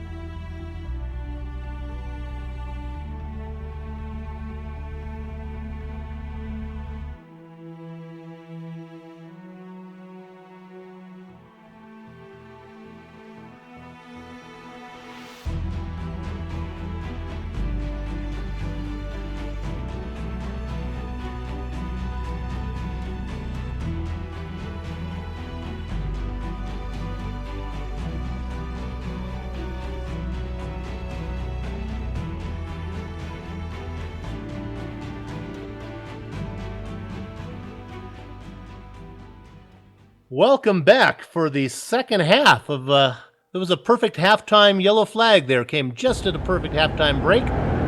We understand what's going on. There's a lot of talk going on, but we're going to start first with the Mustangs here. Now, Torque Chicken Racing is out in front with Todd Honzarenko, but he didn't come in for a pit stop, but he's going to get a bonus point for leading a lap. He's going to have to pit earlier. All the cars, all the Mustangs are going to have to come in one more time, we're pretty sure. So second running right now is Patrick Bieri. In third position for the Mustangs, Steve Brown, who's soloing it, but he's done. He's taken his long pit stop. Fourth position is Abadi running in fourth, and then fifth is Amjad Yaman, who's picked up all that ground, made it up, and then Hackwith is now in for Kevin Ford, so they've made their position all the way back up. So there's your top six. Now, if we jump to the MX-5s, we believe they can go the distance from here. So the driver swaps are all done. You got Tomoki Kono in first. He's going to be hard to keep an eye on. Dexter Castro turned that car over to Deuce Allen, but Allen's really going to have to drive at his best to keep on the back of Kono. George Britton has turned it over to the Flying Smurf, who's in the right colored car, so we'll be able to see he's running third of Stefan Overgaard. Then in fourth, Chris Usen is still out there. He's doing it all by himself. I was thinking he was teamed up with the Alfredis, but apparently that's not the case. And running then in fifth position right now is Marvin Amundsen. Now, he's also soloing it. Yes, I believe he is. Yes, he is. And, Richard Losper, we saw was one of the last ones to come in on that pit stop. That cost that team as he hands it over to Sonny Canchin. They'll start off in sixth in class. Yeah, I was glad you mentioned that, Sean, because they were running up in third. He stayed out a lap longer. Maybe he wanted a point for leading the class, but they're back in sixth now. But Canchin is fine. That's really not a problem for him. Actually, I think it was a situation where Richard was just on the wrong spot of the track, and the pits hadn't opened yet. He got off cycle with those guys. So I want to come back to the GS battle, particularly Todd Honzarenko. So, Bill, you mentioned that Honzarenko gets that point for leading a lap. Remember, he's not going to gain on the Blackadder team. He's going to hold serve. So let's reset. So Blackadder Motorsports, that 66 car of Marco Abate and Christian Schallner, they led a bunch of laps to start off the race. They led 41 laps so far. So they got that bonus point for leading the lap. And they were, at the start of the day, they were 3 points ahead of the number 903, the Torque Chicken Racing car of Todd Honzarenko and Jeff Jacobs. So Honzarenko, staying out, gets that extra bonus point, so holds serve in the team championship. For the race, however, unfortunately, what that means is that Honzarenko right now, he has less fuel and is on older tires than all the Mustangs behind him. So Honzarenko will be effectively the slowest car out there because of tires, but he will also be the first to come in to pit to top off, to serve off the rest of the race. However, if they all come in under yellow, Honzarenko won't lose as much, but he will lose out to the rest of those guys. So that's the battle right now. There's the team championship that they're worrying about, and there's the individual race win that they have to worry about with only a half a lap left under yellow, guys. But Kevin, if I had to pick, if you gave me a choice of one track to pick to put me in a slower car and try to defend my lead, this would be the track. So we're going to see what Honzarenko does here, if he's able to watch the line he takes right when the flag goes green. We'll see if he's going to leave the outside open, or if he's going to duck to the inside and close down that inside line. Well, where it's going to get important is in about 10 laps when they catch the back of the MX-5 field, the ST guys. That's where the tire difference is really going to matter. And the pace car ducks in, so we're going to go green. We're going to watch this start of the Mustangs. Honzarenko gets on the gas. It's a pretty even start by everybody. You see Bieri look to the inside. Honzarenko's going to go into 1 and 2 safely, and they're going to hold positions 1, 2, 3, 4, 5, all the way back to Amjad Yaman. Man, Kono driving it hard on the inside, brought that car across the track down to the inside, trying to block their Allen getting any kind of a run on him. He did a good job as they head here through the lefty and now get ready to head through the uphill. Good job by Kono again, holding off Allen. Overgaard right there in the picture. Overgaard really drove that car hard in on the first turn. The Mustangs. Boy, Yaman trying to shove it in on the uphill, losing ground with Marco Luca Abate. Yaman getting very sideways in the uphill, manages to hold it together. but Marco is slow off the bat this first lap compared to the top three. Amjad Yaman is going crazy to try and get around him. Steve Brown goes incredibly wide, 4 off on the exit of turn 7, gathers it up, pulls it back in, only loses a couple of tenths to Patrick Fieri. But right now, and Yaman desperately trying to get around Abate, can't make it happen, guys. There, he's going to get it right now. I think he's going to get to the inside. Now, the problem is he's going to be on the outside of this left-hander. Oh, they go side by side. Yaman, as he goes to the outside, they're side by side like Cialis bathtubs, and Yaman's going to try to hold the inside, keeps his nose in there. He's going to get it. No! The door is closed, and whew! Man, guys, I'll tell you what, this is some battle going back here in ST right now. Kanchan coming all the way up through the field. Kanchan really strong in that number 74 Asbury Motorsports entry. Kanchan now up to third, working on our second place car of John Allen just up there. Yaman spins. Yaman got touched by the yellow car. Yeah, Hackworth was making his move after Yaman couldn't make the pass, and Yaman turned the wrong way on the track. All the STs going by him. Yaman manages to get off the grass. That's going to keep the MX-5s from collecting him. Oh, Amjad Yaman has got to be furious right now. Couldn't get around Marco Abate to make it happen, and then hit contact with Liam Hackworth. The IRT is going to love that one right now. Yaman at the back of the field, miles behind the rest of the GS fields. He needs a yellow. He needs it now, please, guys. Yes, and Allen in the ST almost just collided with him. I mean, almost head-to-head collision there, with Yaman just sitting there in the middle of the track facing the wrong way. We're looking at the replay now, and this started way back as we're on board with John Allen. We're going to get a face full of Amjad Yaman here. And John gets, oh man, that's one of the scariest things you'll want to see. Amjad Yaman almost had the pass done that he wanted, and then it lost him momentum, and then he got taken out. More bad luck for Amjad Yaman and that team.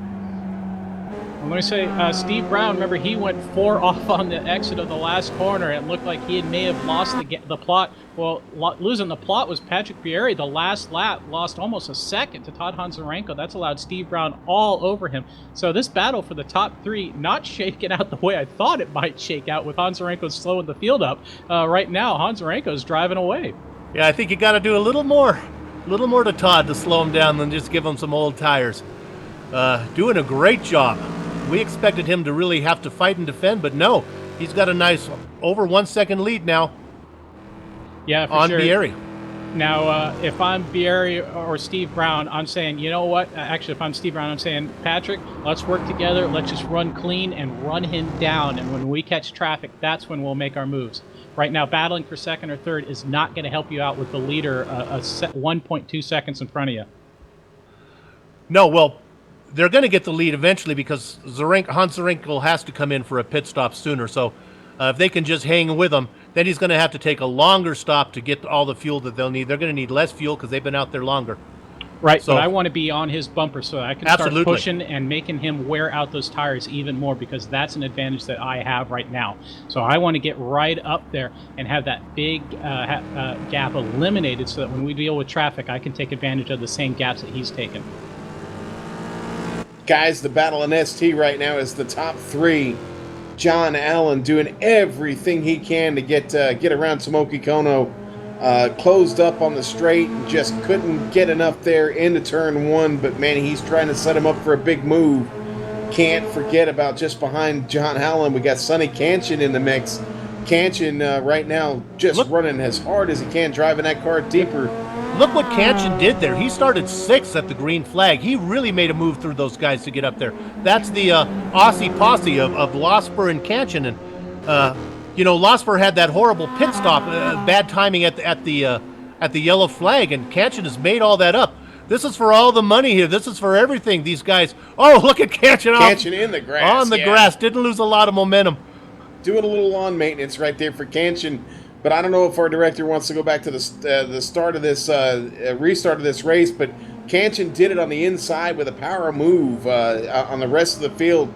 Took that car right inside and drove it really hard into turn 1. That's where he made up the ground. Got to give a lot of credit. It's John Allen doing a great job hanging with Kono, who's really fast. We saw what Kono could do last race, and Allen staying right with him.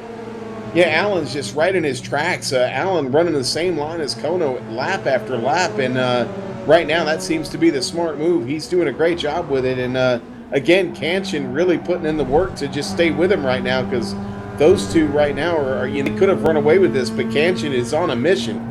No, we have a nice battle, so this is really exciting. And we got to, what's the deal here with Deuce Allen is if he can get by his early lap jitters, he's really fast. In fact, we're watching him closing in right now, taking a peek on Kono. Not going to do it yet, but he's right there. I think Allen has the legs to make a pass for the lead, and I'm wondering if these guys are worried about fuel. I don't think they really need to be. I think that yellow flag was long enough. We saw how far they could go on their first stint. I don't think fuel's an issue here. I think if Allen wants the lead, he can have it. Yeah, and I really don't think fuel is an issue here at this point, but definitely taking care of those tires is. And I got to tell you, with the opening laps of this second half of the race, we've seen him just driving extremely hard. And at some point here, you've got to think about how that car is going to be an hour from now. Boy, guys, Steve Brown just putting hearts in the throat of every Mustang fan right here. Coming out a diving turn, had power on oversteer all the way through the corner onto the main straight. How he didn't loop that car, I don't know, but he gathered it back up and didn't really lose anything except maybe a couple ounces into his driver's suit. Oh, Hansarenko is loose. Hansarenko is on the inside wall. He's come back across the track. Bieri's going to get a run on him. He's going to get him as they go in. Hansarenko has the momentum back. They go side by side through the hardest part of the racetrack.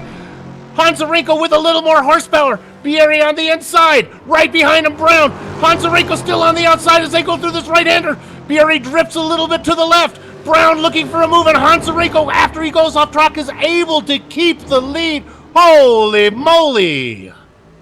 Boy, let me tell you, Hansarenko getting loose coming out through the S's and somehow actually dropped his left rear into the dirt and didn't wreck the car. That's an amazing save. How he actually managed to hold on to that, I don't know. But man, wow. This battle definitely hotted up.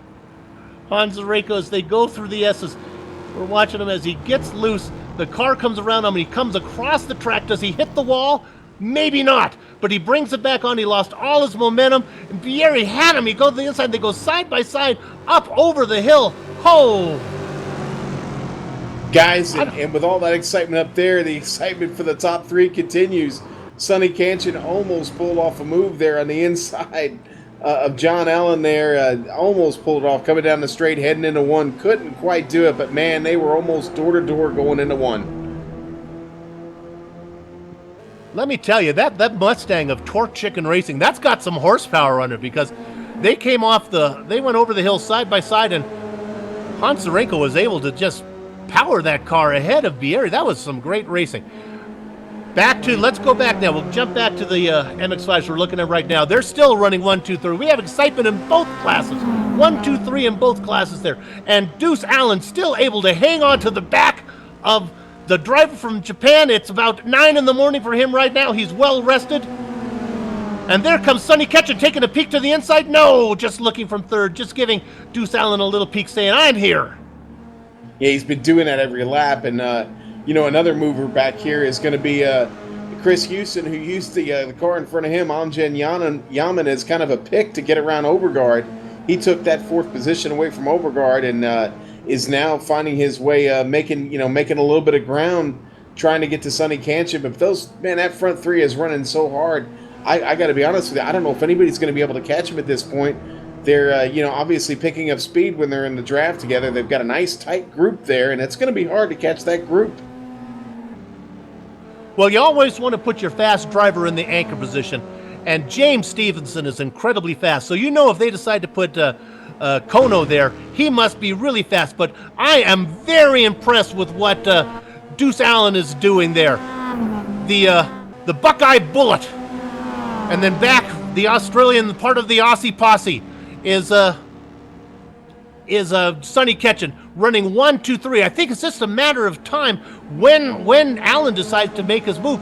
But 3-car racing is always so much more exciting than 2-car racing, because Allen has to keep an eye on his mirror and ahead of him as he's watching out for what Ketchen is going to do.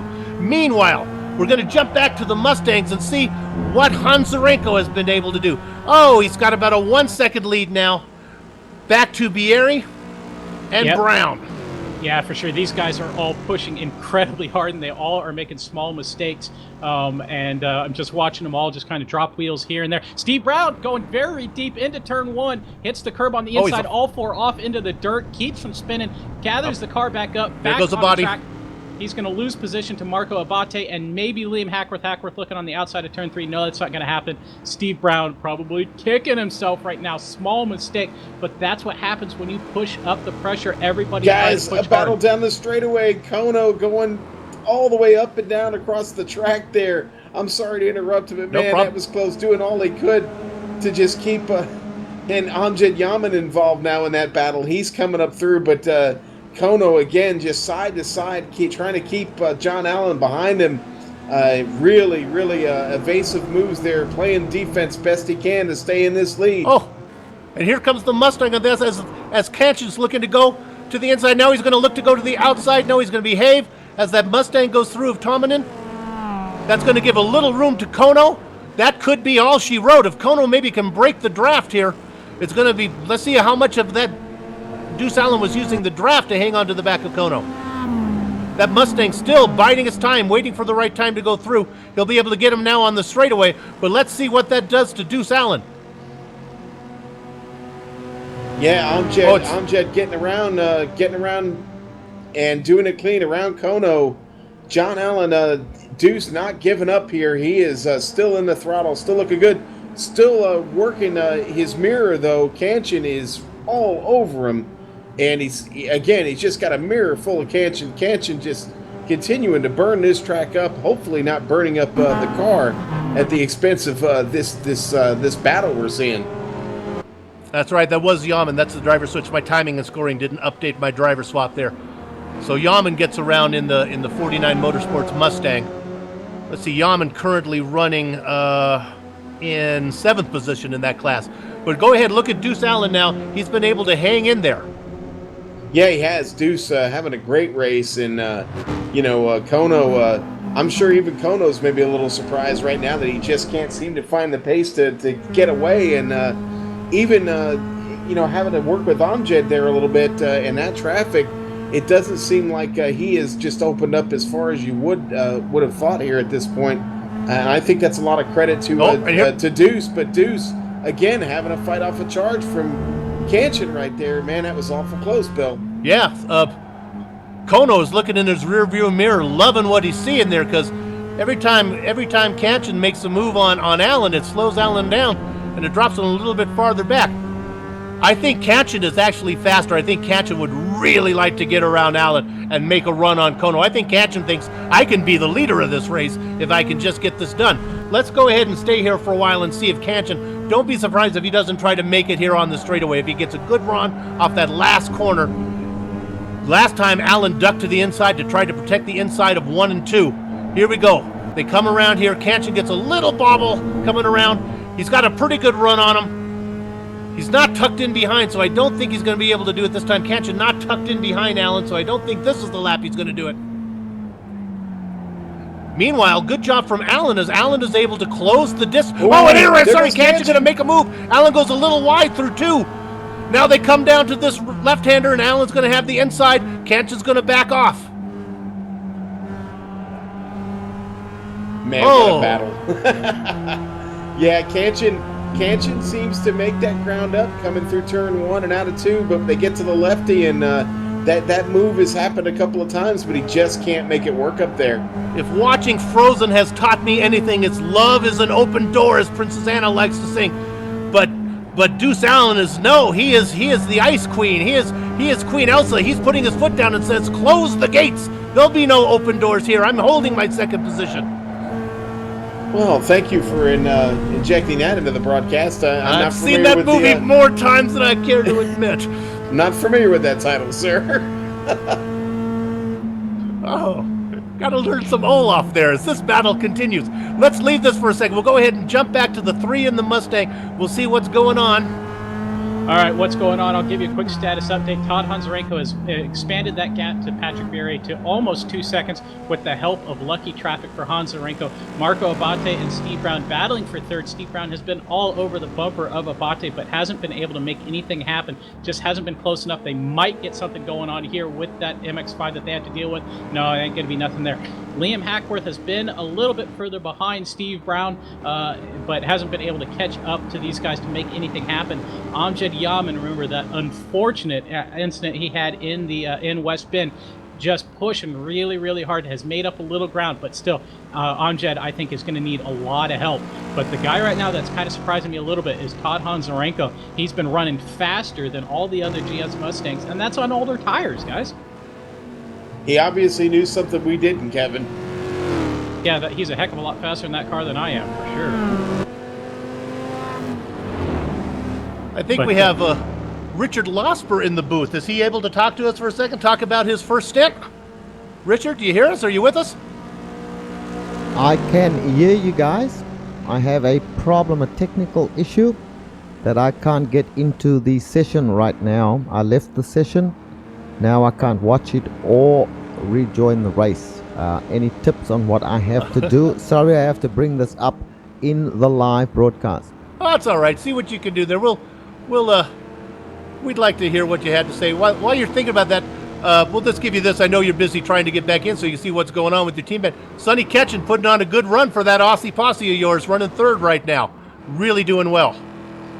Yes, I can tell you that when we went to pit, I was in first place, but Sonny exited a closed Got a battle pit. for the lead there. Oh, and let me tell you right now, your man, Sonny Ketchen, has just moved into second place. Deuce Allen made a move on Sonny Kono on the outside of 1 and 2. It didn't work out, and Sonny Ketchen said, "I'll take that slot very much, Deuce," and he's moved up to 2. Hey, Richard, fuel good to go from here, I would think, right? With that long yellow flag and the way how long you run the first time, we're good to go to the distance. Here we go. What do you think? Steve Brown looking on the outside of turn 1 on Marco Abate. Abate very deep under the corner. They managed to not hit each other. Steve Brown getting hung out to dry on the outside of 1. That's the problem. We're trying to make a pass there. Ain't going to happen today. Steve Brown looking still very racy out of that corner. Oh, what a nice battle going on. We're watching those right now. Steve Brown. 1, 2, 3. Brown right on the nose. Moved him out of the way. Does he have a run from this angle? You can't really tell. No, he doesn't. 1, 2, 3. They go up the hill with the right-hander. Over the hill. Steve Brown's not going to be able to make a move here, but he's going to wait for the front straight, see if he can get around him. Now we're on board from Steve Brown, looking at the car ahead. Looking at Abate. They get around the MX-5. They go through the final corner. They head to the straightaway. I think that MX-5 might have hurt Brown's exit, and he wasn't able to get a good run. He's going to have to wait one more lap, and I hear somebody into the wall. Who am I looking at? Oh, it looks like Dave Whamon has hit the wall. Oh, he's hit the wall hard. He's come across the track, and he's exited out. A hard hit for Whamon. No, he's still there. A very hard hit for Whamon. We're looking at him right now. He's on the grass. He went wide through the S's there, going to the no-name straight, looped the car around. Oh, no, it was not the no-name straight. It was over the hill. We're watching him right now. Coming up. Oh, here we go on this final corner. He got wide and he hit that wall. I've done that. Here comes Kanchan. Kanchan to the inside. Oh, 3 wide going down the front straight. Kanchan all the way down inside. 3 wide. Into 1. 3 wide. Marco Abate into the wall, guys, on the uphill. Oh, so much excitement. Abate into the wall. We're going to stay with this battle for the lead. Oh, it's 3 wide, and Kono now has dropped down into 3rd place. And yes, and that's the Aussie Posse team has taken the lead as Sonny Ketchen has put it in front. Deuce Allen in 2nd, Sonny Kono in 3rd, and Abate is in the wall for the Mustangs. Too much excitement to cover on one camera. Abate into the wall hard after the uphill, got loose and into the front. Huge damage on the front. He's trying to get somewhere where he can get that car towed, I think, unless he's going to try and limp it all the way back around. His race probably done, but again, that was probably from the battle that he was dealing with Steve Brown. Abate was pushing hard, and then he made the mistake. Watch that replay as Kono is all over now Deuce Allen. They were side by side for half a lap. Now Kono making a move on the inside as they go down the main straight. Kono's going to have position as they go into 1 and 2. I think Allen's going to have to give up the ghost here. No, Allen fights back hard on the outside, but no. Kono takes him. Kono now has second position. Allen looking on the inside of Kono goes wild. No, through the double apex. Kono holds on as they move in now to the left-hander. Kono goes a little wide, gets the left tires on the dirt. They go through the left-hander and it looks like it's okay. And it's now Kono into second place. Meanwhile, the Aussie posse has pulled way ahead. 1.6 seconds ahead of the Japanese driver is Sonny Ketchen. Kanchan even coming out of the last turn, got that car all the way off in the dirt and in the grass, and still manages to open it up. That battle behind, a tough one there. Kono really working hard with Allen, and they're losing ground to that Aussie posse right now. Kanchan able to open it up despite going a little bit off track there. That car is hot right now. Okay, meanwhile, let's see if we can get back to the Mustangs here. Whew! Hans Orenko still out on the track with a second and 6 point lead, 1.6 second lead. Back to second place, Dirk Reinhardt again, and his lead is about 5 seconds back. Oh, I'm sorry, it's Bieri. That's right, the driver switch has been made. I'm going to do better at that. I'm going to ignore my timing and scoring. Bieri running in second. Now, if we go back to the next car back, is Steve Brown, who's one drivering it this time. He has another stop to do, as does all the drivers running in third. It's really, really close. Back to him, to Liam Hackworth running in fourth position in that yellow and black car. And then back to fifth place is Antti Tuominen. Good, I don't have to say that name anymore. That's right, because he's not racing anymore. It's Amjad Yaman. And I got to ignore my timing and scoring. I apologize for that, guys. It's showing Antti still racing. Amjad Yaman running in fifth position now, well back, and again, he's looking for a yellow flag. If he has a yellow flag, he certainly has the pace to get back into it. Woo! So much to go. Let's go back now. We're not going to go to our leader. Let's go back to that second and third place battle, and it looks like Kono has got around Deuce, huh? Yeah, Kono got around him. He, just a real good, strong move, but hey, Deuce is not giving up at all. I mean, Deuce is all over his bumper. Trying to drive that car in a little bit harder into these turns, but we still got a long way to go. Got to take care of that car and not use it all up here before it's time. But, the advantage with those two lies to Kanchan right now, because, again, he just continues to show a better pace, and he's able to keep that distance between. They are starting to gain just a little bit, though. So Kanchan's going to have to keep it clean and try and keep all four tires on the track right here, making that last turn. That's where he's had trouble. He gets it clean that time, gets a nice run down the straightaway, but so do his followers. So that race is probably going to heat back up here pretty soon. We're watching here turn one as they come in. Kono still trying to fend off that charge from John Allen, Bill. I think we're going to see those cars swap back and forth a lot before this is done, but if I could talk to him, I'd say, John, just cool your jets for a minute. Let Kono see if he can run down the Australian driver, and you can get all three of you back in this hunt, because if you keep fighting, that's not going to work out for you. We see it on screen right now. Kanchan out in front, and then there's Kono, and I think Deuce might be doing that. I think Deuce might be sitting back saying, okay, get us there.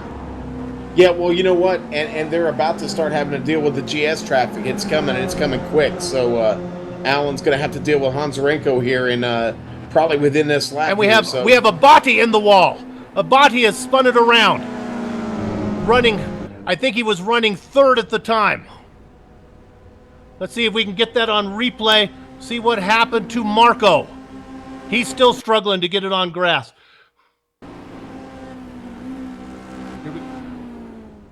Kono just gives up the position to Allen. Nope, I guess we don't. Now we're back there. Sorry. Okay, we're looking at the NX5s going at it there. And now as you see that Allen has got around Kono.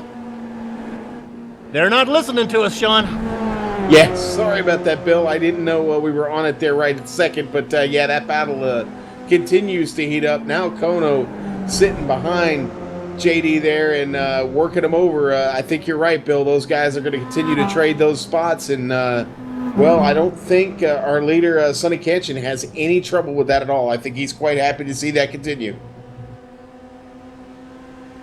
We don't need to. We can stay on this battle, but just to. Oh, and here comes our leader for the Mustangs coming in. So we knew this was going to happen. Hans Zarenko coming in for his scheduled pit stop. We knew he had to come in earlier than the other guys. He's going to have to stop. He's going to need tires, and he's going to need a lot of fuel. So he pulls into his spot very well, sitting there comfortably. So we're going to keep an eye on them, but that's going to drop him way behind. But he's going to come out on fresh tires. So now the question will be, how long do those other drivers want to stay out there with Zarenko running on fresh tires? Yeah, that will definitely be something to watch. Well, guys, I am back. I am in and ready to go. Hey, you're going to join us? Maybe follow the Mustangs a little bit, Richard, huh? I think Kevin had to slip away to do some directing. We got quite a race going on here. And let me just tell you, while you're away, I know you want to be neutral as an announcer, but you're not covering the ST class, so let me tell you, your driver's out in front. Well, that is good to hear. You're quite right. It's very hard to stay neutral when I was racing for something like 75 minutes, but covering the Mustangs, looks like we've got an exciting race here. Looks like Trinity Motorsports, Patrick Bieri has taken over the lead now, and he is being followed here by James Alex Brown. No, James Alex Brown is way down, so he's in between Steve Brown. It's Steve Brown, the other Brown. Is in Turn 2 Motorsports. He's running in second place, not that far behind Patrick Bieri, so looks like a fairly exciting race going on in both classes. The driver that we'll want to keep an eye on is Todd Hans Zarenko, because he's been fast. Now he's come in for his. We think he's good to go the distance, and the rest of these guys will have to go. Will need one more stop. So Hans Zarenko is way back, but he's on fresh tires, so we want to keep an eye on him. Sir. He pitted from the lead, so that's really going to be the interesting point. And the question is, how long do these Mustangs want to stay out there running on older tires with Hans Zarenko on fresh ones? But I think they can't afford to come in case there's a yellow flag, so I don't know what you do. Well, Bieri is about to catch the STs. Go right ahead. Sorry there, Sean. No, that's okay. I just said Bieri's he's getting ready to have to contend with the STs fighting for position. We still have Kono and Allen Deuce still just locked in a battle, and well, that battle's going to get shaken up here with Bieri in their mirror. Well, going back to the Mustangs here, Talk Chicken, Todd Hans Zarenko, he's done his pit stop. He's back out there. He is running in 5th place by the looks of it, a fair way back, about 34 seconds back from the lead. So he's going to have to battle hard. But on the lead lap, that's what you want to do. Stay on the lead lap because these guys still need to come in. So this is interesting. If a yellow flag, we're going to talk a little strategy. And Sean, yell at me if Deuce makes another move back there. We saw what Hans Zarenko can do on old tires. He was able to start the second half of the race on old tires and actually pull away from these guys. So I don't think he's worried about that. He's good to go. So if these guys have to make a pit stop from the lead, the Mustangs that are ahead of him, Zarenko's going to be in front, and I think he's quite comfortable running on old tires. If a yellow flag comes out, these guys are going to have to come in anyway. Zarenko's going to go to the front, and I think he's comfortable running on old tires. So if I were a betting man, and unfortunately my wife will testify that I am, I would put my money on Hans Zarenko. Meanwhile, Patrick Bieri is catching up to the Mustangs. He is now, in fact, looking at the 3rd place ST car, looking to make the pass as they come through the last turn.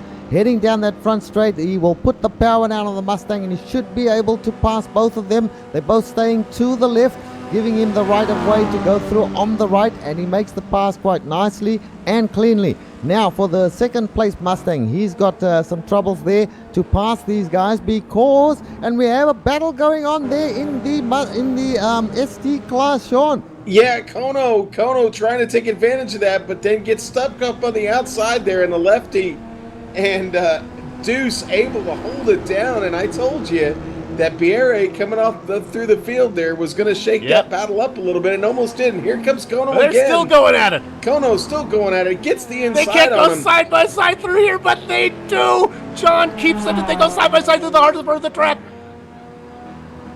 Kono on the inside should have the advantage here. Allen fights back on the outside. He goes wide. He puts it on the grass, but no, he keeps it under control. They're still side by side as they head down to the final turn of the lap, and Kono finally gets the lead. But Deuce Allen fights back on the outside with a little more momentum.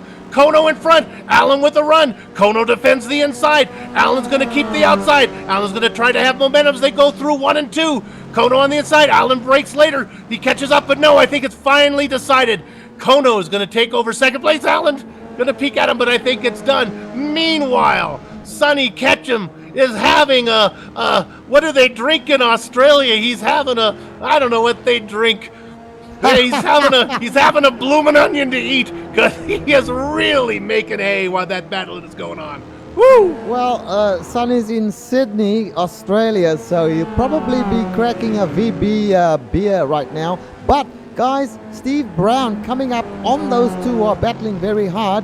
He's just going to add another component to this mix here as he comes up now through the right-hander, heading towards the downhill section. The other guys are entering the straight right now, and Steve Brown will be with them on the next lap, and that's going to open things up a little bit as well. What'd you see, Sean? Kanchan was off the track there, coming off the last turn. He was giving way. He was giving way to Bieri, but man, it almost cost him. I mean, he was literally all the way off the track, all four wheels in the dirt, and he has. Now he has Bieri in front of him, but had to get around Pretorius there. Had a little bit of trouble doing it. So Kanchan there just fighting through some trouble, but that car still is clean, looks great, and is running hard. And while we're watching all of this, Torque Chicken Racing now has moved up into 4th place. They're only 29 seconds back. Hans Zarenko was about 35 seconds back when he came out of the pit stop, so he is running these guys down on fresh tires. I'm warning you guys out there, you don't want to stay too long to make that pit stop, or you're going to find yourself a half lap down by the time these pit stops cycle through. Meanwhile, you're quite right. So Torque Chicken into 4th position. 49 Motorsports not that far behind. Trinity Motorsports, Patrick Vieri running a great race there. But all these guys, as you have mentioned, these guys still have to make a pit stop possibly. There is only something like 30 minutes left in this race. So it's going to be a fun ending, I think. And if we get a caution, it'll be even more fun. Yeah, I think all these guys are hoping for a yellow flag. They may not know they're hoping for a yellow flag, but I'm telling them they all need a yellow flag. Unless I got my numbers wrong and these guys could go the distance from where they were from that last pit stop. But I think it was just too far to go from that last yellow flag when they came in. Sean, what are you seeing back there in the MX-5s? Well, I see Kanchan still with a stranglehold, but Kono right now worried about Steve Brown right over his shoulder, and Steve trying to get by in a risky part of the track there, but Deuce is still hanging in there, and now they come up the straight. Brown able to make that pass cleanly, and now deal with another lap car in front of him there. And he's moving out of the way. That's a good thing because Kono was coming hard into the turn. Deuce not giving up. Deuce all over his tail. Liam Hackworth now into the picture. Liam's going to be getting to those two here real quick and will be a factor in that battle. That was the lap car of Ernest Pretorius. Car is off pace and several laps down right now. 3 laps off our lead pack here in the ST class. So Pretorius fighting an ill-handling machine right now, but again. And guys, can I break in? Liam Hackworth making a pass on John Allen into the uphill. That was pretty risky, but these guys have been doing that all day and getting away with it nice and cleanly. So Liam doing a great job there. In fact, that has cost John Allen a little bit of time now, as you'll find that Liam gets to the second place car on the straightaway, which gives the other car no opportunity to lose any speed, so that's great. Actually, they're going into turn number 1 now. The second place car, which is Tomoki Kono, is being forced to the outside there as Liam Hackworth. There's also a car off track. This could be dangerous. Oh, who was that who brought that on? That was Marvin Amantz, who came on right in front of the excitement. No, Marvin, no. Yeah, Marvin. that was pretty tricky right there, Sean. I'm pretty sure that Tomoki Kono and John Allen would have had their hearts in their mouth. But I have to say that Liam Hackworth, he did a great job passing them, and he is he's continuing now to try and make position. He's 10 seconds behind the lead at this point in time, Bill. If we can get our director to quickly go, there's a battle. We always get complaints about not covering the back battles. Let's go back to Stefan Overgaard in a great battle for 4th and 5th here in the ST class. Overgaard's in a battle with Houston. These guys have been going at it. Let's stay on this for a little bit. Somebody interrupt if you get a pass for a lead. But let's watch Overgaard there in the lead car there in the Flying Smurfmobile, that dark blue color. And then behind him is Houston in that, I'm going to guess, black and gray colored car. They come down the main straight here. We'll see if Houston makes a move on him. He's got a little toe. Now behind them, here comes the Mustangs of a body and Woodward. A body goes to the inside. He should clear both these guys by the time they get there. No, here comes Woodward's going to duck in there as well, and that's going to really kill the momentum of Houston. And now Overgaard doesn't know where to go. He's got a Mustang ahead of him, a Mustang behind him. Hold your line, Stefan. Stefan, as they go through the only left-hander, and now Stefan's going to take this right-hander. He's going to wait for Woodward to. Actually, it's not Woodward. It's Mimi, Elliot Mimi, because the driver change has been done. Now Mimi's going to be able to make the move. Stefan goes off on the grass, and he gets that taken care of. Splits him up a little bit there, and Mimi moves on. Mimi currently running in 7th position in the Mustangs. Now we got to remember Houston is soloing it today, so Houston doing a really good job to keep himself in this race after running in that top 5 there in the early stages up towards the front. He's now having to work over Overgaard. Still in the top 5, Houston is, but a little further back than he was, and Overgaard takes it off into the grass there as we come up the straight here across the start-finish line. Houston looks to the inside. Houston going to make that move 3 wide, going into 1. Houston they touch to the side. Houston to the side of Overgaard. Overgaard spins. I think he's going to be able to gather it up. Yep, and he's going to bring it back on the track in front of traffic. Careful, Stefan. There's nobody there. Lucky for him. He's still trying to make his way up on the track. Overgaard just couldn't get that car corrected enough to get it back cleanly. Boy, he's going to lose a lot there. Meanwhile, if we, I'm going to update you guys on the Todd Honsarenko story. Pit stops be darned. He doesn't care. He's now 25 seconds behind the leaders. He might be able to run these guys down. There's 24 minutes left in this race. He might be able to take off a second a lap and run these guys down, even if they do make a pit stop. Honsarenko is flying. Yeah, I've just been looking at Honsarenko at the moment. He's still making his way through traffic, but then again, all these Mustangs are making their way through ST traffic. The track is just so short and so narrow, and it's added to the excitement. But you're quite right, the 903 car of Todd Honsarenko, Talk Chicken Racing, really pushing hard. But we have only got just over 20 minutes of racing left, and he's 24 seconds behind. 1 second per lap he needs to gain, and he's going to be held up from places by traffic, as he is there now by Velgemoot, the South African driver, and that will hurt his cause as well, Bill. Sean, Sonny Ketchum has slowed down. I look back, he wasn't having trouble, but I'm all over it. Kono is gathering him in. What do you know? Yeah.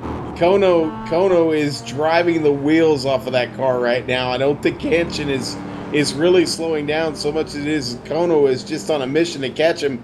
Kanchan, of course, been up here most of this second half of the race and worked real hard to get there, and hopefully hasn't used up the car too much yet. But again, Kono is just on rails right now.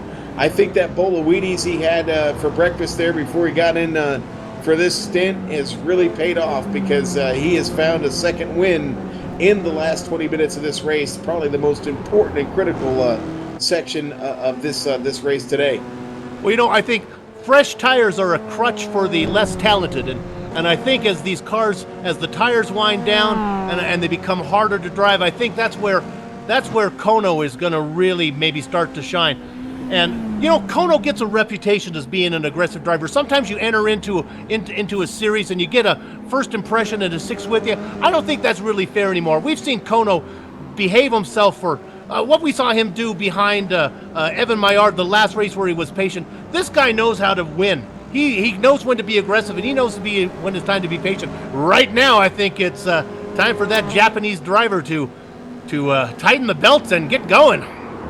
Well, if I can jump in here, sorry, Sean.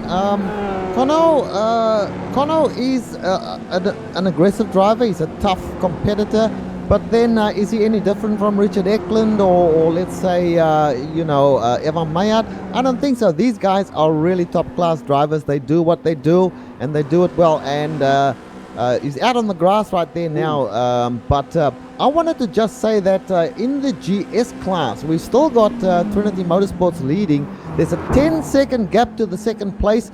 Bill, your fuel numbers. Are you sure these guys have to pit again? No, I'm never sure about fuel. They always surprise me. I think they do because the pit stop, the yellow flag came right about the halfway mark. I just don't think these guys can run that long, but we'll see. I'm pretty positive they all need to come in again. Everybody except Hans Sorenko. Well, that's right. Well, if these guys got to come in again, then Todd Honsarenko, all he has to do is to keep his car clean, keep it running at a reasonable pace. He's got 23 seconds to make up any pit stop where they have to take, I don't know whether they're going to take any tires. That certainly they will take a top-up of fuel. Probably not, because it's going to be a splash and go, I would think. So probably tires won't pay off. But, you viewers, I've been wrong more times than I'm right. So stick with us, because we got to decide. We don't know if they're going to pit or not. That's the beauty of racing. We're hearing from our director, Hans Sorenko, put down the fastest lap of the race, 56.5. He is flying. Yeah, and he's getting the leader in SC and Kanchan. He's just past the Sorry, Sean, go ahead. Yeah, well, I'm just saying that you were going to say it, Richard. That battle right there, Hans Sorenko gets through there, and Kanchan, the real loser, is now he's got to have to contend with Kono. Kono all over his bumper now, Richard. Well, guys, go ahead, Richard. Let me just say. Kanchan was into the back of that Mustang, and he's going to lose his position. He got into the back of Alex Brown. There was no touch. I was all over it. He made a way. There might have just been a glancing touch, but no foul there. Now Kanchan has got. I was going to say, I'm the team boss of this team. I was going to issue some orders there. Let Kanchan win, because that means I win as well. But is that how that works, huh? We'll have to just let it go. I think you've got a good chance. I think we've watched Kanchan. He was able to stay with Kono. We'll see if he's able to stay with him on these old tires. Look at Kono run down that Mustang ahead of him of Brown. Brown, you'll see Brown make a lot of ground up here through the straight. He'll pull away. But through the curvy sections, that Mustang is slowing these guys down. And we saw Hans Sorenko racing like a madman. Maybe Todd doesn't know if these guys have to pit or not. Maybe he thinks he still has to run them down, because he's racing like he's driving like there's no tomorrow. Well, the thing is, he does have fresher tires, obviously, having a much later pit stop. He's pushed through the traffic very, very hard, yes. He's only made up a couple of seconds, though, Bill. That's not a lot for the time that's left. Unless these guys pit, he has got no chance of catching them, to be honest. It was 25 seconds with 25 minutes to go. He needed to knock off a minute per lap. Now it's 22 with 18 minutes to go. So either our leader has to slow down or pit, or Hans Sorenko has to, hit the nitro button. And the leader has actually increased his lead on the second place car. It was 10 seconds previously. It's now 12 seconds.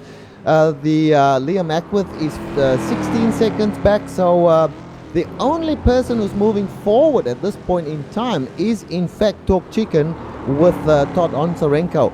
But we know that the Trinity Motorsports driver, Patrick Bieri, he's a previous winner in the GS class, so he knows how to pilot this car around the track. He is, unless he runs out of fuel, I think he'll win it. But that, of course, is the $64,000 question. Has he got enough fuel? No, it's interesting. Kugel's a lap down, but he just got around Steve Brown. So it'd be interesting. I'm going to go and see real quick. Keep an eye on the action. I'm going to see if Kugel has made a second pit stop or not, because he's flying. Deuce Allen making a heck of a run. He has managed to catch. Right now, he's managed to catch. Sonny Kanchan and Kono right now, and he is back in the mix here. Kono's still doing a pretty good job of keeping Kanchan in his mirror, but Kanchan is he's pressing, and he's looking to get back through him here. But again, while those two have fought, Deuce Allen managed to find his way back into the battle. We can see him on the screen right now. The viewers can see right there. It's Kono in front of that yellow car, that orange-colored car, and then you can see Deuce Allen in the picture right there as he's going to go by with that stationary camera. Deuce Allen running in third has these guys in sight. In fact, if they do a little battling, Deuce can get right back in this. Yeah, and Allen was all the way off the track there, the last turn there. Doesn't really seem to have been any worse for the wear. He still keeps the gap the same, drives it hard into one, and finding his way through Big Bend here, looking pretty clean. He still keeps that gap about the same. Kono, though, is just, again, looking strong, but no give up from Kanchan. The Aussie Posse is strong today. With 16 minutes to go, let's take a second. You follow that action. We're going to run down the top, maybe top 5 or 6 in the Mustangs. Right now, out in front, it's Patrick Bieri, okay? Now, he's got about a 16-second lead all the way back to the guy who's chasing him, Steve Brown. But not far behind him, running in third, is Liam Hackwith. Not far behind Liam Hackwith is Todd Honsarenko is really making a run there. Then it's a long way back to Amjad Yaman running in 5th position. If we go a little bit farther, maybe we'll see if we can get some attention put on this guy. James Alex Brown running in 6th position has had some excitement. You see the front of his nose a little punched in. Go maybe 7th spot. Actually, it's not George Johnson. It's his teammate Russell Ruddick running right there in the 7th spot in the Mustangs. And Let me break in here. Todd Honsarenko, he's right on the back now of Liam Hackwith. He's closed the gap to basically nothing. We have ourselves a battle in the GS class here with Todd Honsarenko on fresh tires. Look at him eat up the distance between them right now. Liam Hackwith struggling, obviously, with tires that are a lot older. Look for Todd Honsarenko to make his move as they come down the front straight right now. We're watching it. Look at that exit he gets. Comes up and heads towards the inside. I think he will get it done. Liam Hackwith will have to give up, knowing that he hasn't got the fresh tires that Honsarenko's get. Well, Honsarenko now into 3rd place, Bill. Let's give a tip of the hat to Hackwith there. He could have fought him harder, but he knew that he was closing in on him. It's just a matter of time. Now, next on the hit list for Honsarenko is Steve Brown. It's about 2.5 seconds back. I imagine it's only going to be maybe 2 or 3 laps before Todd is on behind Steve and makes that pass. Meanwhile, we think they still have to pit, but we don't know. Out in front is the Trinity Motorsports of Patrick Bieri. Yeah, that's the big question. Does Patrick Bieri have enough fuel to get to the end? If your calculations are correct, then he will have to pit. But here we have a situation where that fresh tires that Todd Honsarenko took on, look at him eat up the distance between himself and Steve Brown now, coming down the front straight once again. He'll be right on the back of Steve Brown. Steve Brown obviously hurting with older tires, as well as we saw with Liam Hackwith. Honsarenko just looking great at the moment. And those are the same tires that are on our leader. 13 minutes to go. Does our leader have to pit? That's the question. I'm telling you, he does. The leader's saying no, maybe he's got an egg, and we're going to see a pass right here as Honsarenko is right on the back of Steve Brown. They go up over the hill. I don't think Honsarenko is going to do it until they get to the main straight. He's going to wait behind them. They're going to do this right-hander. Then they're going to come down this straight where there's a compression. Zarenko biding his time. I think this is a done deal. They head into the final corner. Honsarenko with those new tires is going to get a good bite out of here. Let's see if Brown goes defensive. No, Brown holds his line. Honsarenko to the inside. See you later. I'm in 2nd place.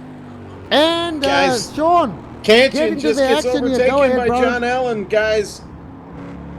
You've got Amjad Yaman coming up through the field there, just causing all kinds of... And Christian Challoner now splitting those cars up. It looks like Amjad Yaman just peeled off the car, peeled off into the pits. Yes, and meanwhile, John Allen took 2nd place away from Sonny Kanchan in the melee that occurred when the GS cars came through. And now he's in 3rd position, and we've got only about 12, maybe 14 minutes left in this race, and it's going to be a battle to the end. Meanwhile, Tomoki Kono out in front there, but a GS car coming up behind him And so a great battle coming down to the wire here in the ST class. In the GS class, the big battle was between Talk Chicken, which was Todd Ontarenko. He's made good on his pass of Steve Brown. Steve Brown's being left behind right now. 17 seconds back, Bill, a long way to Trinity Motorsports. If the man does not have to pit Patrick Vieri, he will win this thing. Well, if Amjad Yaman is a omen of what's going to happen, he pitted at the same time as our leader did, and he just came into the pits. So I think we know that Amjad Yaman was racing like a madman to make up time. We don't know what Vieri has been doing up there. He could be driving with an egg under the throttle, trying and bring it all the way home. There's 11 minutes to go to the checkered flag. It's going to be interesting. Yeah, I'm looking at Patrick Vieri right now. He seems to be doing the same thing that he's been doing all race. But, of course, if you look at the time, it's 17 seconds back to second place. Now 16 and a half seconds. It seems to me that that gap has not decreased significantly, if it has decreased at all. So 16 seconds, 10 minutes. Unless he has to pit, he's going to win it. But that is, once again, the big question. Cancham was off track again coming out of the last turn up the straightaway. Holds on to the car, still holding down to third place there. Kono right now just sitting strong in first, beginning to wonder if Deuce Allen's got enough of him, enough to get to him. It's going to be tough. They don't have any of the GS traffic to work with. They should be pretty good to race their way through this, but again... I think Allen's running him down. I think he's getting there. If he gets just a little bit closer, he'll be in the tow. He's only 9/10 of a second behind. This really could be a case of who's there last. You know, it's like one of those football games where the defense cannot stop the offense, and who's last to score. This thing has been shuffling back between these three drivers. What a battle in the ST class. It really has been since the jump of the green flag to open this race. He's got it. It's down under 0.8 of a second. Oh, but Deuce Allen is way off on the grass entering that last corner. Oh my! You can see all three cars running about equal distance in your screen right there. Deuce Allen as they head into 1 and 2. They're just running him on the ragged edge there, Bill. I'm saying to you guys, John Allen, being out on the out in the sand there, off the track, etc. That's no big deal for these guys. They do it with regularity. John Allen and Sonny Kanchan and Tomoki Kono are all massively good on this track because they run the Mazda Cup very, very often, and this track comes up quite a lot in the Mazda Cup. Now Tomoki Kono obviously has seen that Deuce Allen is behind him, or John Allen. Meanwhile, Sonny Kanchan is he's just dropped off a little bit, but don't count him out right yet. But the laps are running down, the time is running out, Bill. These guys, it's going to be a photo finish, I think, between these three. But back to the Mustangs, where Patrick Vieri is still leading, still has not pitted, and Talk Chicken has cut the gap back to 14 seconds. Another 2 seconds off. Still not enough unless Patrick has to pit. I kind of like Chalk Chicken. What do you think about that, Bill? I do like it. I'll tell you what Todd Honzarenko wants. He wants another 10 minutes added to the length of this race. 7 minutes, just under 8 minutes to go now, and still no sign of Dirk Reinhardt if he has to pit or not. Amjad Yaman had to pit. We haven't seen pitting from any of the other guys. Steve Brown is still out there. Hal Hackwith is in, so there's another driver who was on that pit strategy. He's come in with 7 minutes to go, pitting from the 4th position. Yeah, I was just going to say Liam Hackwith into the pits. We'll see if he just grabs a splash of fuel. He's sitting there for quite a few seconds. Must be quite a biggish splash of fuel that he has to take. Now he's done. He comes back out again. He may, he won't lose the position, I don't think, from where he is at the moment, unless 49 Motorsports. No, 49 Motorsports still way back there. In fact, being overtaken by Louis Kugeli, who's laps down on him, and now he has to battle to get his position back. And our leader from the Mustangs has come in. Bieri is in. Patrick Bieri from the lead.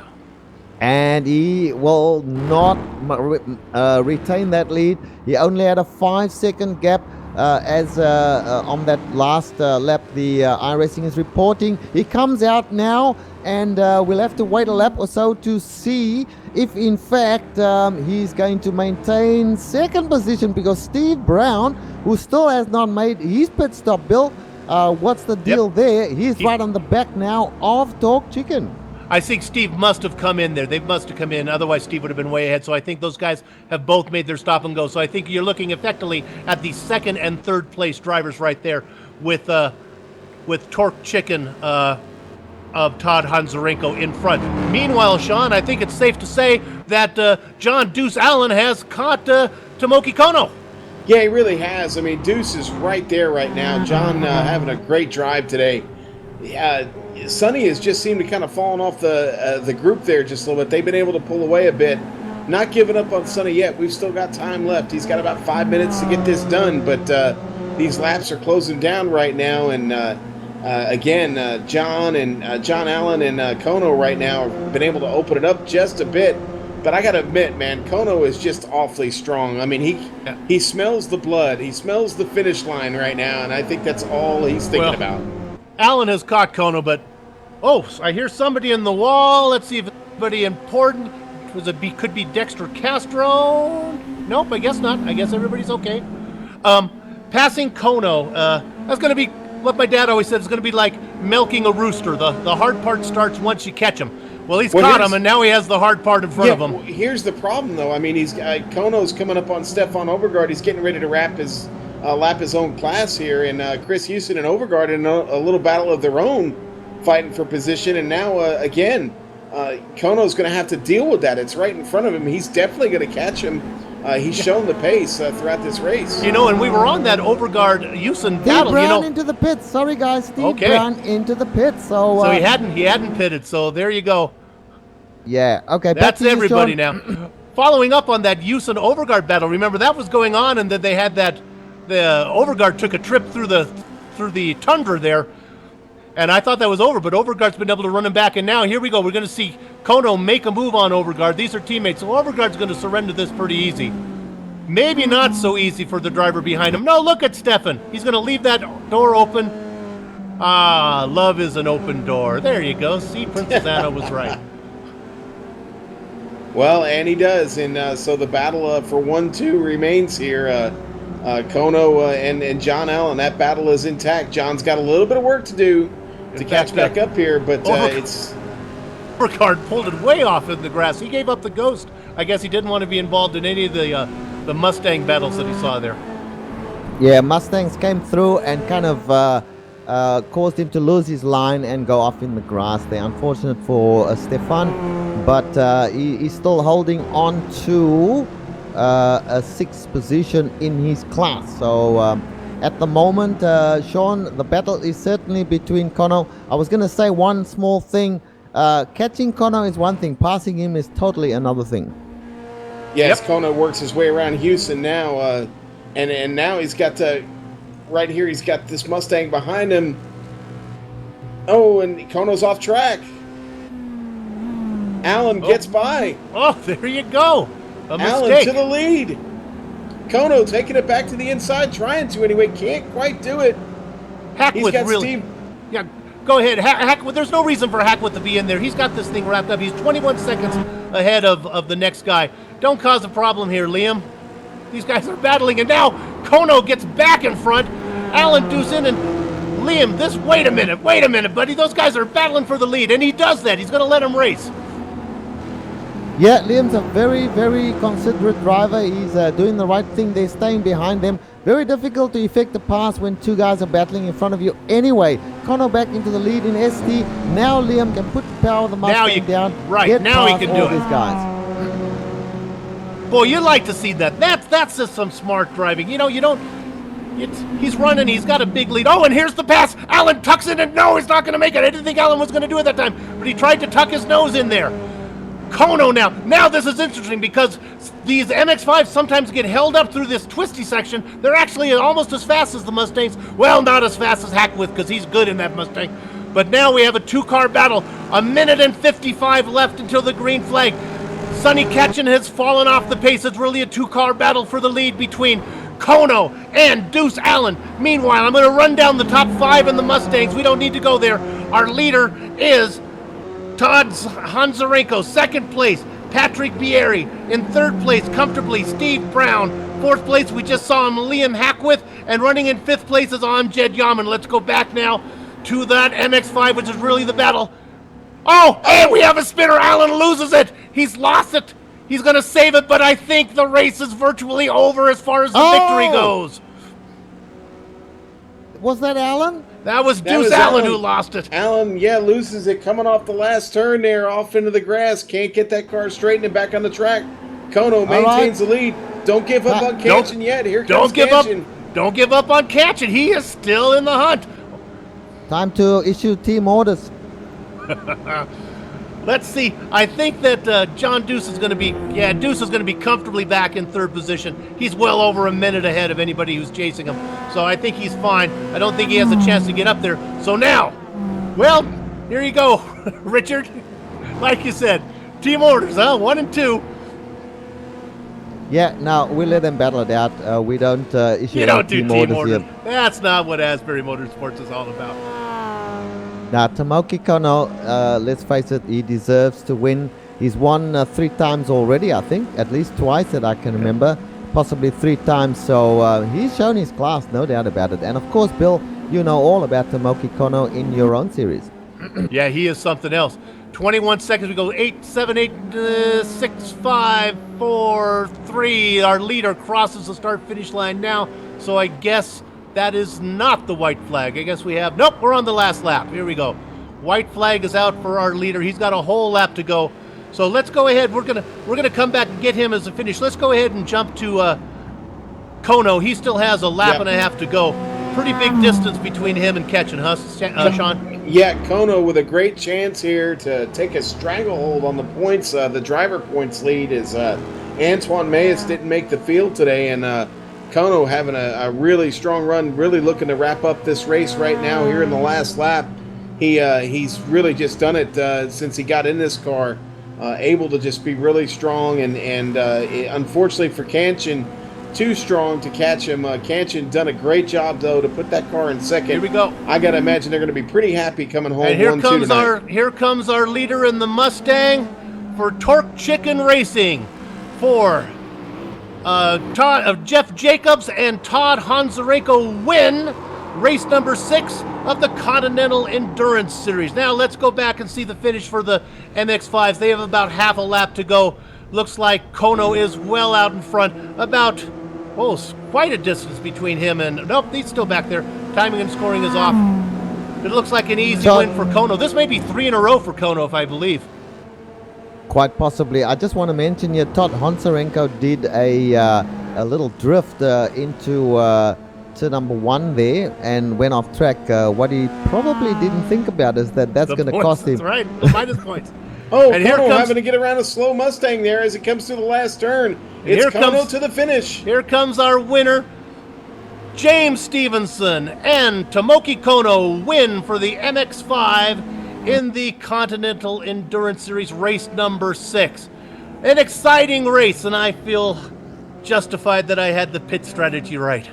Well, Asbury Motorsports and 49 Motorsports dominate the top 5 in this ST race today. 1-2 for Asbury Motorsports, 3-4 for 49 Motorsports, and 5th place for Asbury Motorsports. Quite a run for those teams today. Let's take a break. Sean has to leave our booth and hustle over for the Bootleg Race Series, which is about to start, but we don't want you to go there yet. We want you to stick with us for race interviews and, of course, the closing credits, which are always exciting. We'll be back in just a few.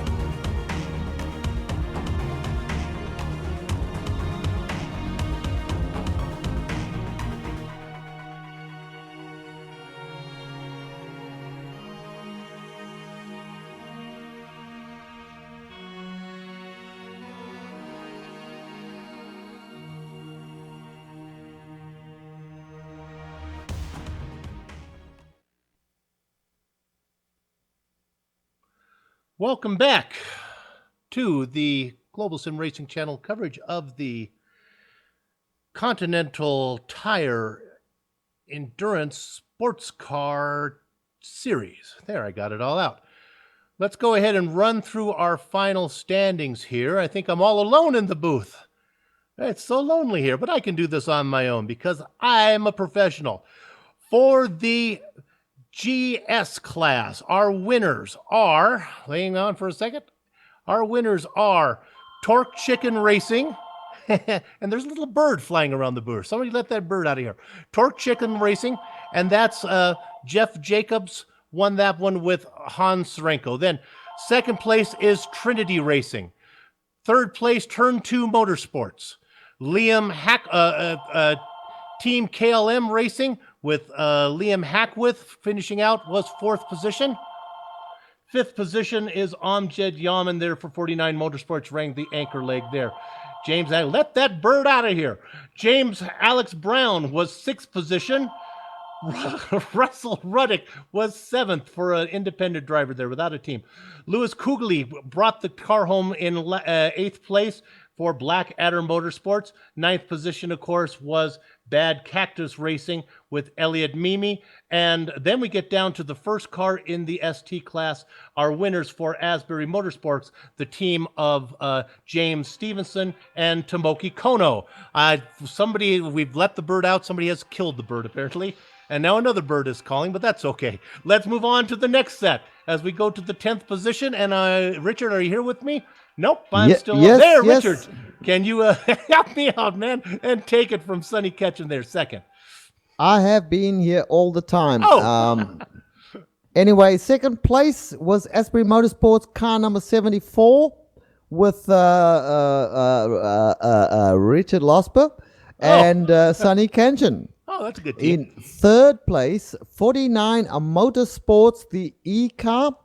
In fifth place, we had another 49, fourth place, another 49 Motorsports, the A car. And Asbury Motorsports number 14 came home in 5th place.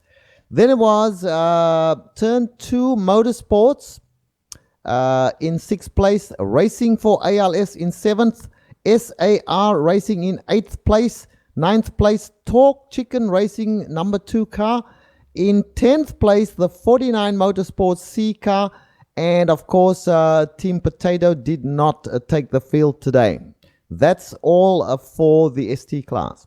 An exciting race. And we have some winners here today. It looks like we have many of our winners. So we're going to let Richard start by interviewing some of his. You're going to get to interview a few of your guys there. Let's see if you can take a stance there, Richard, and interview. We'll see if we can bring James Stevenson into the booth here with us. And James Stevenson is with us. James, you've got to be proud of Asbury Motorsports and certainly of the two members in your team, yourself and, of course, the Tomoki Kono. Isn't he something else? Yeah, he sure is. Really, that race was all about looking after the tyres. I think our front left was down to 48% tread left at the end there, that's really smashing it in these cars.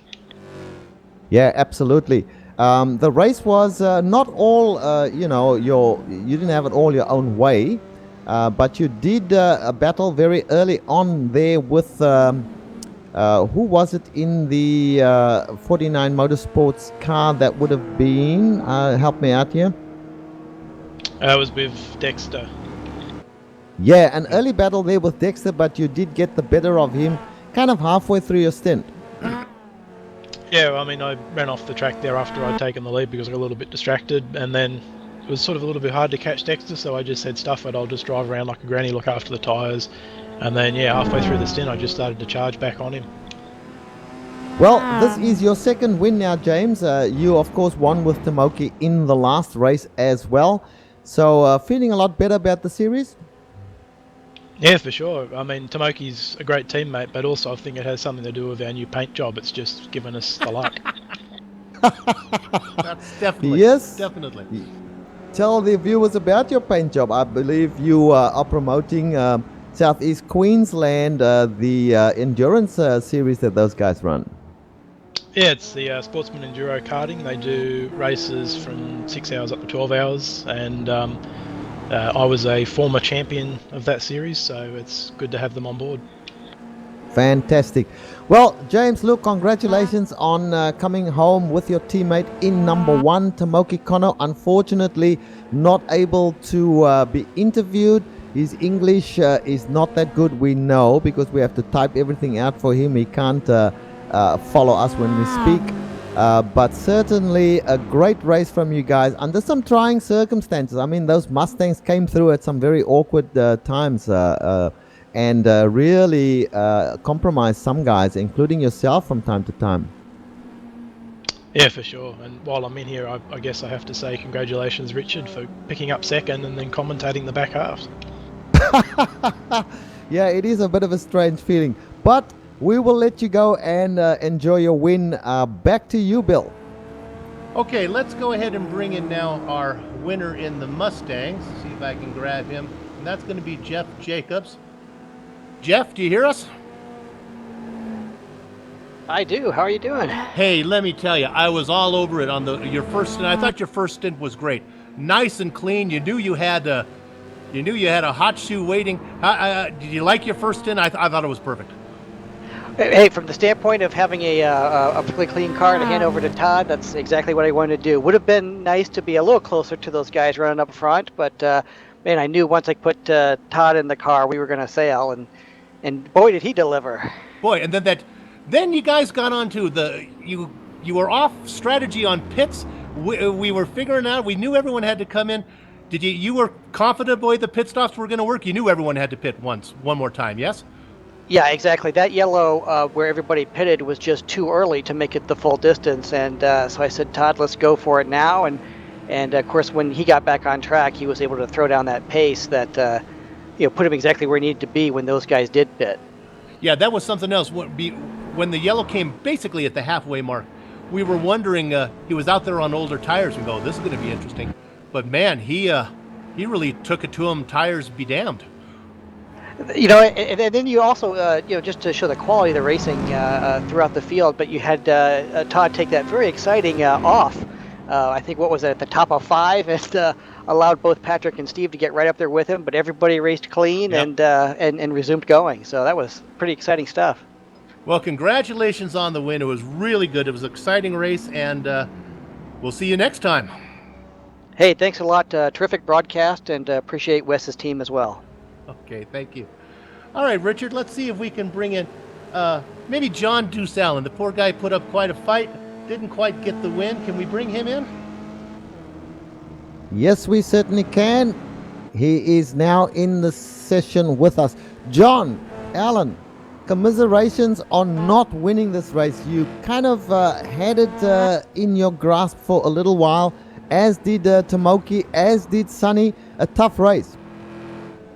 I'm going to take away all the positive I can for it. We changed up our team lineup a little bit in the final moments, threw together a setup that Dex and I were both comfortable with, and had very little practice time that way. So, turn 1 was where all the action was. I enjoy racing with Sonny and Tomoki in the official series, and obviously I think it showed, given the proximity that we did or didn't need, making some moves through there with each other. Most fun I've ever had losing a race, for sure. Yeah, tell us about that off that happened there late in the race when you certainly, you were behind Tomoki by about, say, 2 seconds, 1 or 2 seconds, and then you started catching and you caught right up to him. You challenged, you took the first place away from him, and he challenged and took it away from you, but then you went off track at a critical point in the race. Tell us about that. Yeah, 2 laps to go. I think I had done enough research following him, learning our lines where they were different in the first, gather up and overtake. And I really thought I was in a great spot, to maybe make a move into turn 1 again. That's the only place I've ever been able to outbrake Tomoki ever. So I took advantage of it once and it stuck. And I thought I might be able to get it done again in the final lap or 2. But I caught the grass on the final turn and just couldn't save the slide. All right. Well, John, look, as you said, no disgrace whatsoever in losing to drivers the likes of Tomoki Kono, James Stevenson, Sonny Kanchan, all guys that you race with regularly. Well, not James, but certainly the others. So congrats on your third place. And no doubt you guys are going to be challenging for the lead again in the next one. That's always the plan. We expect to see more of our rivals there too. Well done. Well done. Thank you for talking to us. All right, back to you, Bill. Okay, we're going to talk to now Steve Brown. The poor guy did it all himself today. For Turn 2 Motorsports, brought home a third place finish, but man, he was up at the top. He was farther down. Steve, can you hear us? Yeah, I got you, Bill. Well, looked like you were in pretty good shape there at the beginning. You couldn't quite bring it home. Tell us about your race. Yeah, these damn cautions, they never work out for me, it seems. I think, I had the strategy. I think if we didn't get any cautions, if it went green the whole way, because we were about 7 seconds in front there, and nobody was gaining on us, even on newer tires. It seemed. I knew if I got out that far ahead with traffic and whatnot, it'd be difficult to make any good time. But yeah, the cautions just not falling our way today. Yeah, it didn't, and actually it fell to your competitors. Fell perfect for them, and they were able to one stop it after. You guys all had to make one stop, and Hansarenko was really fast. That caution that came halfway through was really bad. Tell me, were the tires? It looked like the tires were just awful when they started to get down. Were you struggling as much as it looked like, or were you comfortable on those old tires? Well, I ended up pitting at that caution. So are you talking about at the end? No, well, actually before. Just the old tires in general. It looked like you were really good at the beginning of the race, and then when the tires got old, you seemed to before the first caution, it seemed like you're beginning to struggle a little bit. How bad were the tires worn on the Mustang? Mine felt pretty good. Pretty good? Through probably about 60% of the run, and then I think everybody just would hit a wall and fall off, especially through the S's. Everywhere else was pretty decent, but through the S's, you have the car set up to turn right, and you get to that left-hander on old tires, and you really got to pretty much stop the car to get it to turn. Well, before I let you go, let me ask you this: how do you feel after 2.5 hours? My left knee hurts pretty bad from braking in the turn 1, but other than that, I'm pretty good. Okay, well, I mean, it's better that I was able to bring home a podium finish for Turn 2 Motorsports. 3 straight podiums now, yeah. two wins and a third, and with Blackadder looking like they had some problems there. I don't know who was in second, but maybe we leapfrog into first. I'm not sure. Well, congratulations on a good run. Hopefully we'll get you a teammate next time when this series meets again in about a month. Congratulations, and we'll see you at the next race. Yeah, thanks, guys.